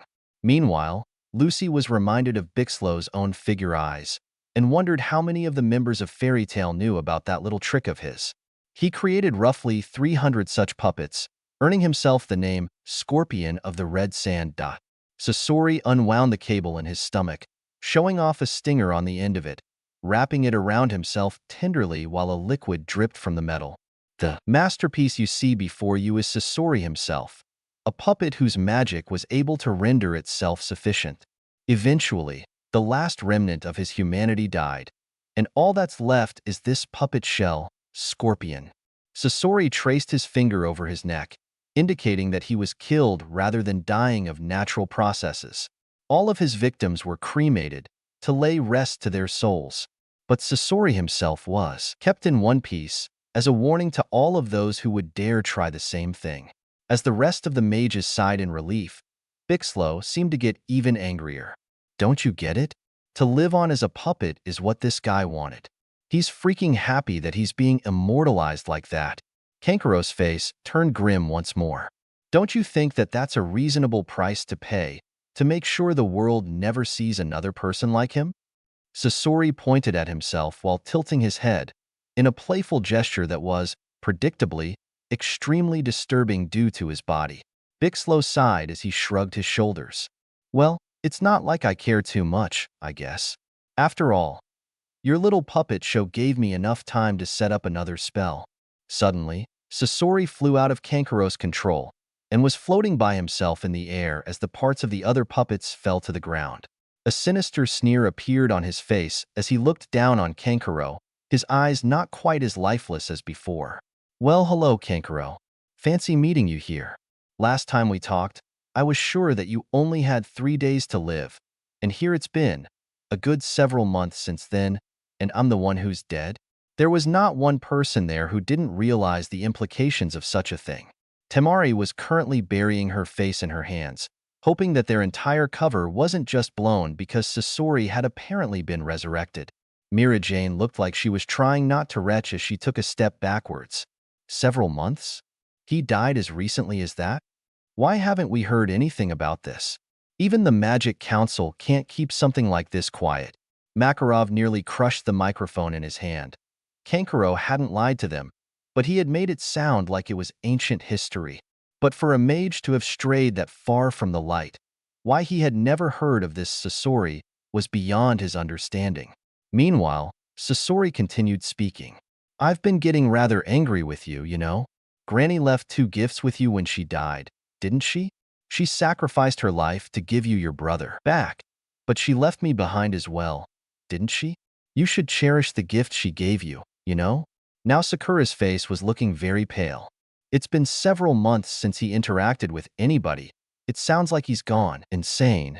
Bixlow clicked his tongue and waved his hand in irritation. Yo, you're working for me. You can chat with him later. Whatever Bixlow was expecting to happen apparently didn't. Sasori's head turned around without twisting his body and stared with a great hatred. Shut up. This is between a puppet and his puppeteer. I won't let anyone else interfere. Whatever seemed to be holding Sasori up released its hold, and he fell to the ground, landing on his feet. He stood up and slowly began walking towards Kankuro, his head twisting back to face his target. His stinger began floating in the air in front of himself, a drop of liquid forming on the tip.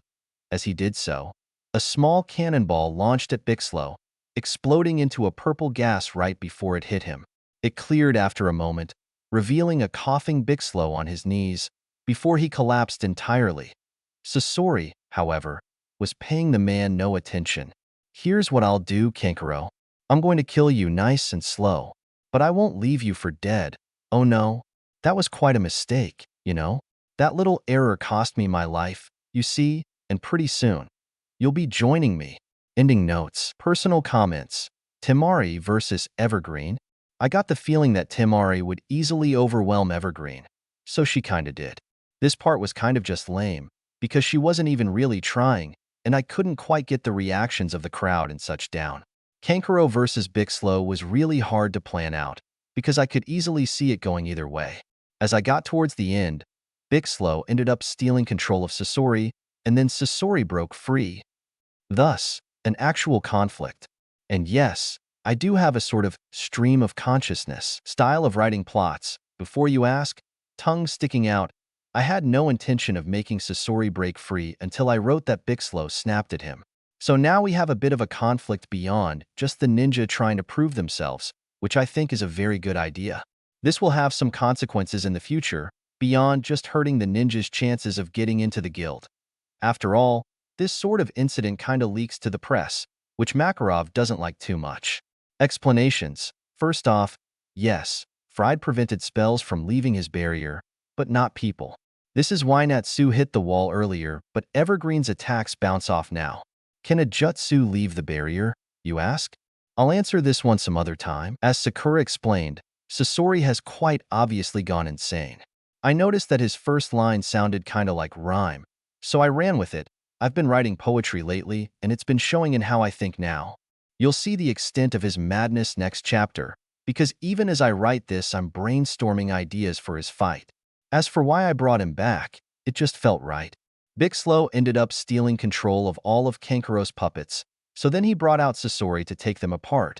To prevent Bixlow from just winning the fight too easily, I made it so that Sasori's soul still haunted his body. But one of Bixlow's mentioned but unused spells was controlling human puppets using their own souls, so Bixlow stalled for time while he took control of Sasori. Sasori, being an S-rank criminal ninja, broke free of Bixlow's control pretty quickly, and since he hasn't had anyone to talk to for months on end, he's gone kinda insane. Preview. Sasori's head revolved slowly, staring at each of the mages around him as he reached into the circular compartment where his heart ought to be.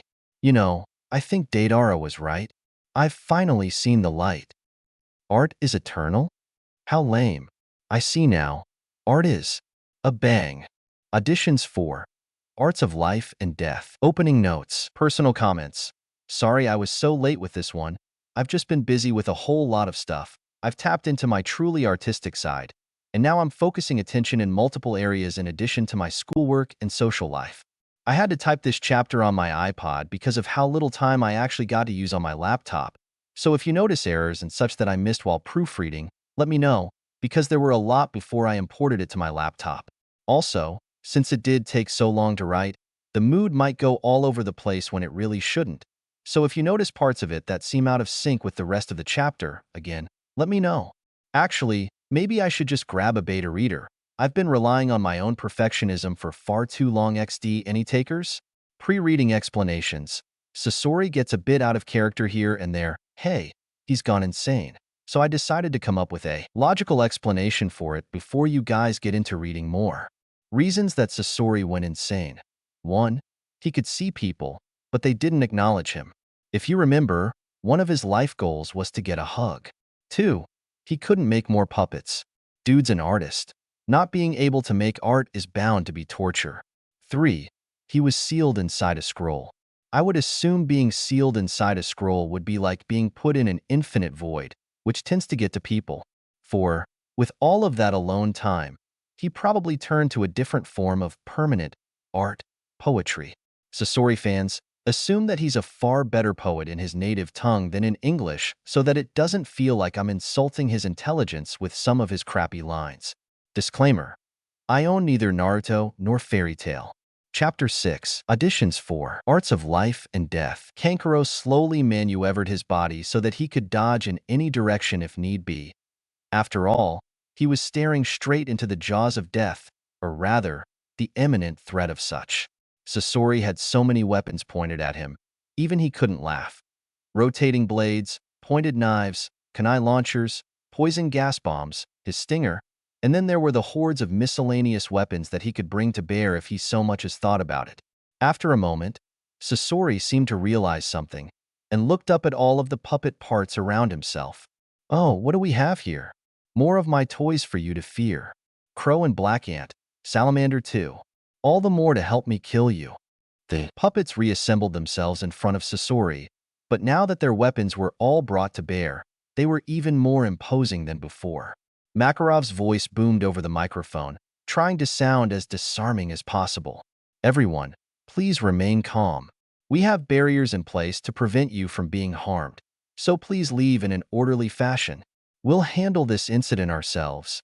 Kankuro noticed several of the mages looking ready to go into battle and tried to discourage them. Stop. Those 300 puppets were all powerful mages, killed by Sasori himself. He's slaughtered whole guilds before.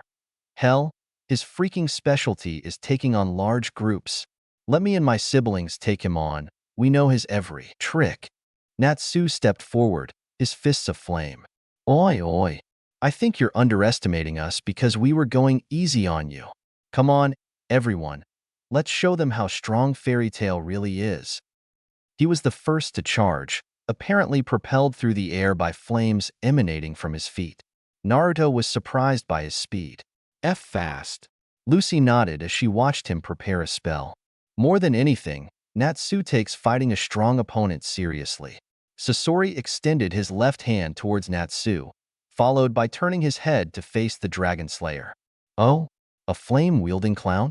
Be careful now, don't drown. A small cloud of smoke exploded from his hand, and a small nozzle appeared in his palm. A moment later, and a veritable geyser burst forth and hit Natsu at full force, pushing him straight into the wall. The water splashed onto some audience members, and the realization hit them rather quickly that the barrier wasn't protecting them. It only took a few more seconds for panic to spread throughout the crowd like wildfire, causing a stampede as they attempted to evacuate. Makarov was obviously quite upset, as well as surprised. How did his magic pierce Fried's barrier? That shouldn't be possible with such an ordinary spell. As Mirajane tried to get him to calm down, it was Sakura who offered a logical explanation. He uses the same magic as Kankuro, strings, and scrolls. That was ordinary water that you could probably get at the lake. That is what is so deadly about Sasori. If you go in expecting the norm with magic, you'll get killed. His body is literally a walking arsenal, as all puppets are, and we're fighting for at once. A voice came from her side. A walking arsenal, you say? He's not the only one here. Sakura turned and saw Urza stepping forward, a sword in her hand that hadn't been there a moment ago. Gray. Back me up, Lucy, you rest? Lucy seemed a bit too eager to sit down next to Sakura. Thanks, Urza. I'm exhausted. Urza charged the evil redhead, her equipment gleaming in the sun as she ran through a puddle. Sasori, however, was none too impressed. You're only going to fight me with a sword? Come, now, you're going to make me bored. His stinger lashed out at the woman, but she deflected it with the flat end of her sword and ran the blade down the length of the cable. Her eyes narrowed as she glanced at the liquid that flew off of the cable along with the sparks of the two metals' friction. Oil? No. Poison.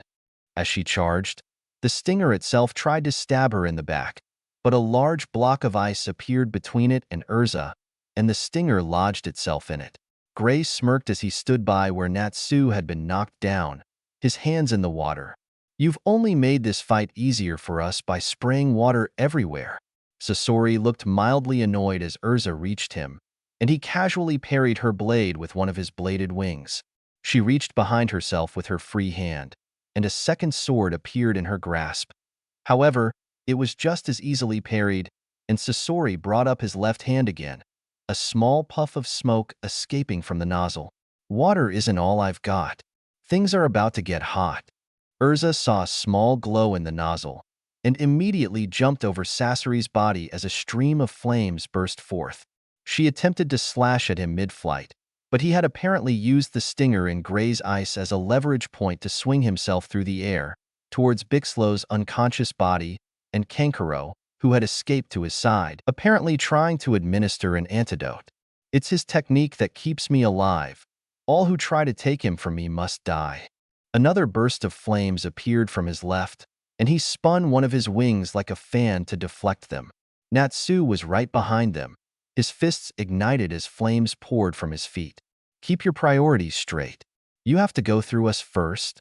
Sasori's eyes narrowed. Shoo, fly. Don't bother me. Why don't you just go die and just leave me be? Suddenly, the other three puppets began moving again, and Crow opened his mouth wide in Natsu's direction. Immediately, several kunai knives launched straight towards the Dragon Slayer at high speeds. You can't dodge in mid-air. Didn't they tell you? I don't fight fair. Natsu smirked as he twisted his body to face upwards. You obviously don't know me. He inhaled deeply, puffing his cheeks more than a human ought to be able to. Kiryu no. Huku. The force of his fire breath slammed himself into the dirt, and the kunai flew over him, embedding themselves where a few mages had been standing a moment before. Sasori expressed some surprise, and his voice returned to a far less insane tone as he stopped swinging towards Gray and set his feet on the ground, retracting his stinger as well. Oh, you speak that tongue? So I'm not too far removed from home. Your strange techniques are all very different from what I'm accustomed to. I'm going to have to dissect you and see what makes you tick. He let out a sigh of relief as he stood and watched. Thank you. His rhymes were so awful. They ought to be unlawful. Kakashi seemed to be taking the whole thing in stride. Do you think we ought to help? He is an S-ranked criminal, after all. The rakeage was posed as if he had crossed his arms, but with only 1.5 arms, the effect was diminished. If they can't measure up to my standards, I don't see much point in joining them. Yamato whispered into Kakashi's ear, so that the rakeage wouldn't hear him nor be able to read his lips. Does anyone measure up to his standards? Natsu, however, was very confused and turned his head to the mages on the sideline for an answer. That tongue? Huh.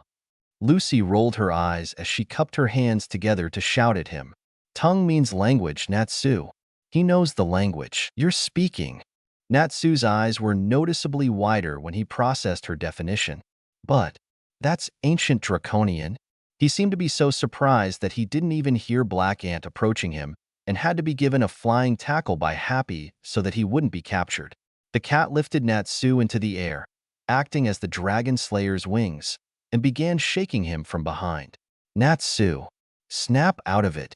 Natsu shook his head by himself and glanced at Naruto before he looked down upon Sasori with determination in his eyes. Well, I'll just beat the answer out of him then. The blonde ninja, in the meantime, was getting slightly irritated. I don't feel right letting you guys handle this. Makarov shrugged, apparently far more relaxed than he had been before. While yes, you brought him here. We were the ones who cast that spell. Just calm down and relax. With those guys on the job, you could probably meditate without fear of the enemy. Besides, we all need to focus our magic for if they fail. Mira-Jane gave the two a warm smile. The only failing those three will do is keeping the property damage to a minimum. Elfman, who had been quiet for quite a while, seemed to suddenly realize something. Aren't we still inside the barrier? All but Makarov and the shinobi suddenly seemed quite concerned for their lives. Makarov merely laughed it off, which Naruto found odd. How come you're not freaking out anymore? Makarov smiled, seeming almost sleepy. I took my medicine. It calms my soul. Make sure I don't get a heart attack from running this guild. Naruto nodded in hesitant understanding and turned back to the fight. After a moment, he sat down next to Makarov on the ground and took up a meditative position. Elfman saw this, and suddenly his fears were abated.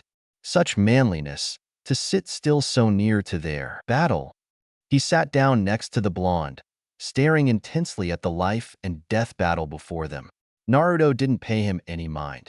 Instead, he was trying to see if his sage mode would work here. If he could bring it out, Sasori wouldn't stand a chance. The moment he reached his senses out to the world, however, he was overcome by the sheer amount of energy that was flowing in this area alone. His eyes shot open, and he was visibly pale. Makarov noticed his change in demeanor and spoke. Is everything all right? Naruto took a calming breath and regained his focus. It's nothing. I just tried to do something that I wasn't prepared for, that's all. The guildmaster shrugged as he took a swig of some bottled substance. Really? It felt like you were just trying to replenish your magic. The blonde tried to shake suspicion off of himself. It was a bit more complicated than that. He turned his thoughts inward again, closing his eyes and letting himself feel the world. These people, they all have natural energy flowing through them. Why aren't they affected like I am? He sharpened his senses a little, and what he felt surprised him. Their chakra is missing physical energy? That explains why it's so wild and untamed, like Hinata said. Natural energy is more powerful than physical energy, enough to create sage mode. Removing physical energy from the mix probably removes the risk of transforming entirely, leaving only the powerful techniques while they stay normal humans. It's amazing how well I think when I'm calm. Was I always so smart? Maybe Sakura would have actually liked me if I had made good grades. Oh, but would Hinata like me? Maybe I would have been placed on her team, but then I wouldn't be friends with Sasuke, and I probably wouldn't have met Ero Sennin. Oh, and no Kakashi, Sensei either. And He was snapped from his daydream when someone grabbed him by the neck and pulled him to the side rather roughly. His eyes now open, he could see that a large burst of flames had scorched where he had been sitting a moment before. His eyebrow was twitching in annoyance as he turned to Makarov.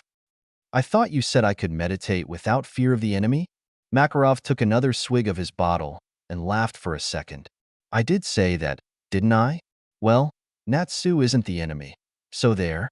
Besides, I said, probably. Naruto swore in his native tongue under his breath before speaking. "With friends like those, I'm surprised you even have enemies." He turned his attention back to the fight and saw that Sasori had started using his puppets instead of himself. Natsu was fighting Salamander, Urza was fighting Crow, and Gray was fighting Black Ant.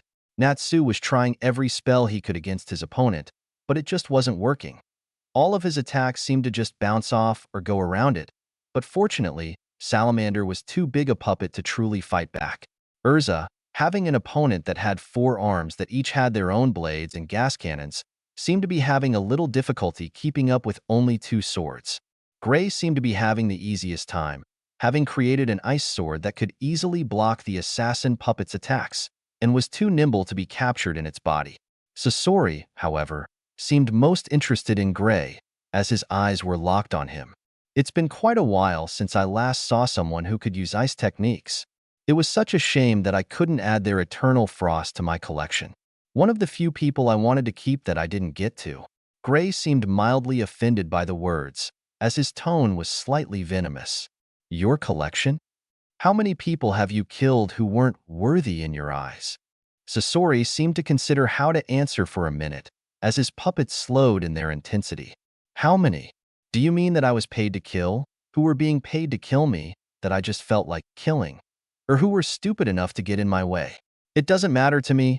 I stopped keeping track of who wasn't in my collection well over 20 years ago. Killing was a daily occurrence by then. Some people appreciate such fine distinctions, and I sympathize.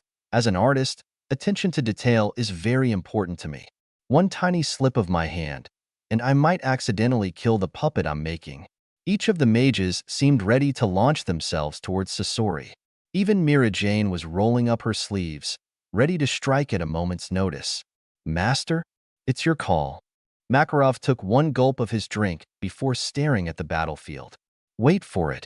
Meanwhile, Kankuro had been able to neutralize the poison in Bixlow's body, and the soul mage was waking up. "Ugh, what happened? Anyone get the number on that horseless carriage?" Kankuro sighed in relief. "Good, you're awake.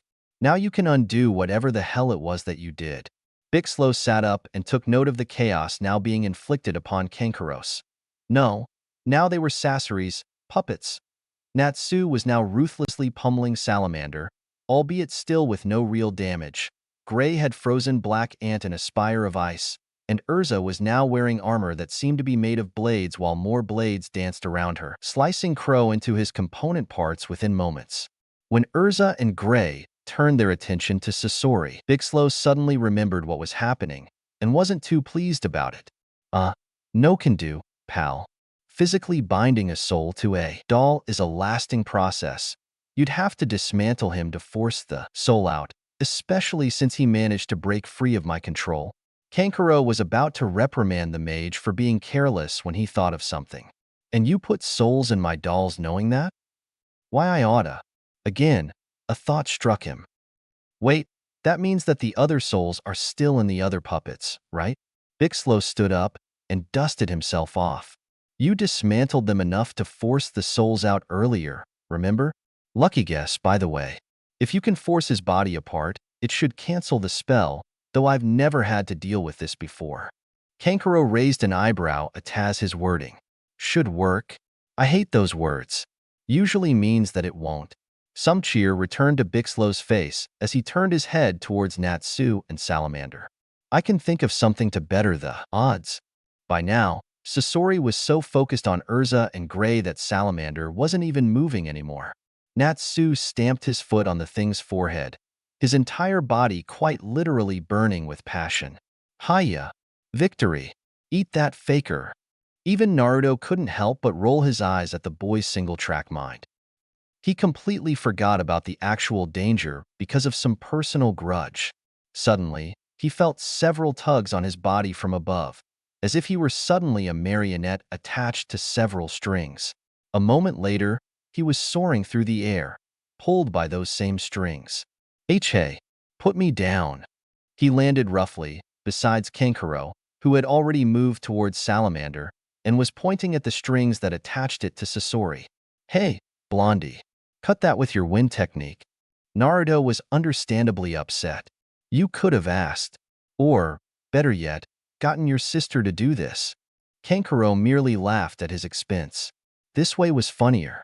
I'd get that pink-haired girl over here to help out, but you can understand why I can't do that right now. Naruto sighed and went to his task. He created a few clones so he could do the work more quickly, putting his hands to the strings and slicing them with pure manipulation. It was only a few moments until Salamander was free. Anything else I need to do? 'Cause I'm starting to get pissed off at that guy still being alive. I never did get to properly thank them for what they did for Gaara. The puppeteer looked at the battle Sasori was currently engaged in. Sasori was near completely on the defensive, because Natsu had joined the fray. Kankuro knew that if he could, he'd have started really cutting loose with some of Kankuro's personal modifications. Use that sage mumbo-jumbo, 'cause otherwise there's not much point arriving this late into the story. When he got no response other than a clenched fist, Kankuro attached his own strings to Salamander. Alright then. Yo, mages, get out of there. Time to close the curtain on this freak show. Salamander had opened its mouth, and a glow had appeared at the tip of the nozzle where its tongue ought to be. The mages, including Natsu, recognized what was happening and vacated Sasori's surroundings. The puppet himself, however, was merely intrigued. Oh? I don't recall Salamander having such a function. His expression and tone seemed to be slipping towards insanity once more. Truly, puppets are the greatest art. They live on forever, never aging, always evolving. Kankuro had an extremely serious expression on his face as the very air grew heavy with anticipation, in addition to the chakra being focused in Salamander's mouth. Haven't you ever heard that expression? An artist is never truly appreciated until they're dead. To me, that says that true beauty is death. Without warning, large walls of sand erected themselves around Sasori on three sides, leaving only his line of sight with Salamander. A moment later, a large red beam shot from Salamander, far wider and taller than the puppet itself. Sasori seemed to stare in wonder as it headed for him, its brightness threatening to consume his entire field of vision. Such beauty! The redhead was swallowed by the blast, which continued beyond Sasori's position and into the sand walls, turning them into molten glass as the beam died down. Kankuro turned to his brother for but a moment, showing his thanks. He quickly glanced at where Sasori had been standing. Roughly human-sized pile of molten material lay in the center as the melted sand slowly slid downwards and apart. His eyes widened as the implications hit him. After all, wood didn't melt like that. I have one word for this. Sachai He didn't even get to finish his curse before his entire being felt the shock of Sasori's stinger bursting through his abdomen, a mix of poison and blood dripping from it as Kankuro stared downwards in horror. The stinger had come from underground behind the puppeteer, and soon enough the ground bulged, Sasori emerging as Kankuro had done earlier. If death is so beautiful, then why don't you go first? He withdrew his stinger, causing more blood to pour from the wound. Kankuro, his own poison already running through his veins, could do nothing but take a gasp for air before collapsing. Each of the mages looked ready to burst into action when a large gust of wind blew a good half of them off of their feet. Those still standing could see that Temari had brought out a fan nearly as large as she was, and though her face was calm, the tone of her voice revealed the tempest beneath. Someone get Kankuro out of there. I'll kill that monster myself. He doesn't even deserve hell at this point. Makarov knew better than to cross an angry woman. As much as he wanted to do the deed himself, there would be no stopping her. Mira. The white-haired girl nodded, and within moments an awful power filled the atmosphere, emanating from her body. Seconds later, she had visibly transformed from a cute waitress into a winged demoness from hell, with the clothes, or rather, scales, to match. Sasori turned to face her, his body quivering with excitement. Apparently, the magic gave him greater motor control than usual. Such beauty, such strength. To make you mine, I'll go to any length. Be groaned from where the older ninja had moved to, a fair bit closer to Sasori should they be needed. He's busting out those awful rhymes. I want to see him do time. Yireya. Kakashi and Yamato slowly stepped away from the man who had obviously lost it a long time ago, as overtly powerful shinobi were prone to do.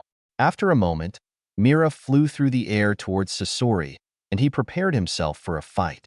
However, she veered off her direct course with him, and before he could even react, she had already grabbed Kankuro.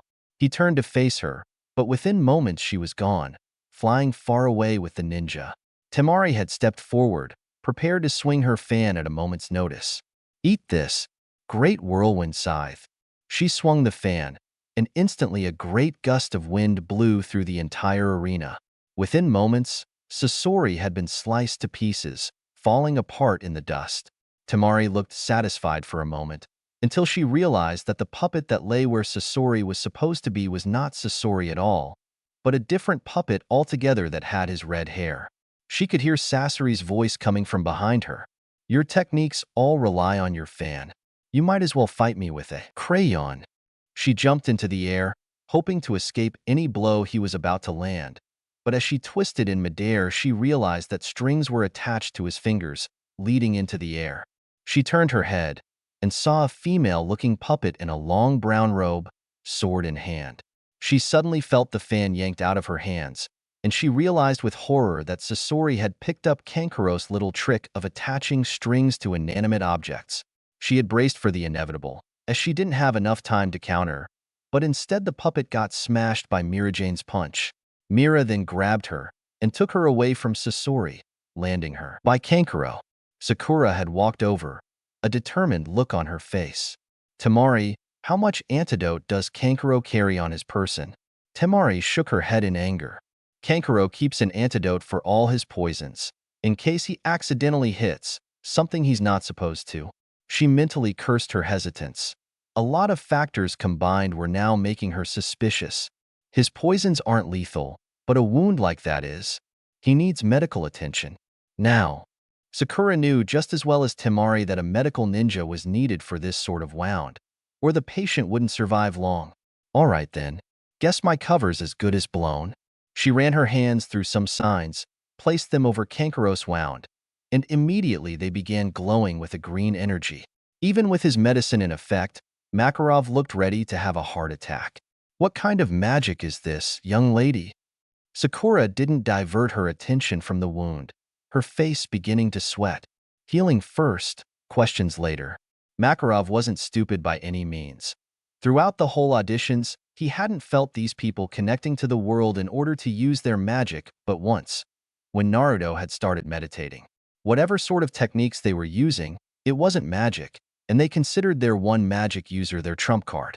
Thinking back on it, it was easy to see that only Naruto had used magic unaided. Everyone else had some sort of tool they used, except Sakura, whose body might have just been exceptionally well trained. Seeing her perform a spell right in front of him all but confirmed in his mind that they used a third energy of sorts that combined with their spirits in place of the world's energy, and as old as he was, Makarov knew what it probably was from experience. The energy of the body, of life itself, something added only to the most powerful of spells. He decided that questioning could be done later. For now, they still had Sasori to deal with, and he could feel the army coming. Everyone, take him out. Immediately, all of the mages began charging Sasori, who was standing by the remains of the red-headed puppet, the female brown-haired puppet's head having blown over to its side. Haha, they killed Mama and Papa. I guess it's time to say, Tada, the round compartment where his heart ought to be opened, and he reached into it while sidestepping Myra's charge. He took out what appeared to be a large ball made of paper strips, each inscribed with similar sealing patterns as had been seen inside the storage scrolls. You know, I think Deidara was right. I've finally seen the light.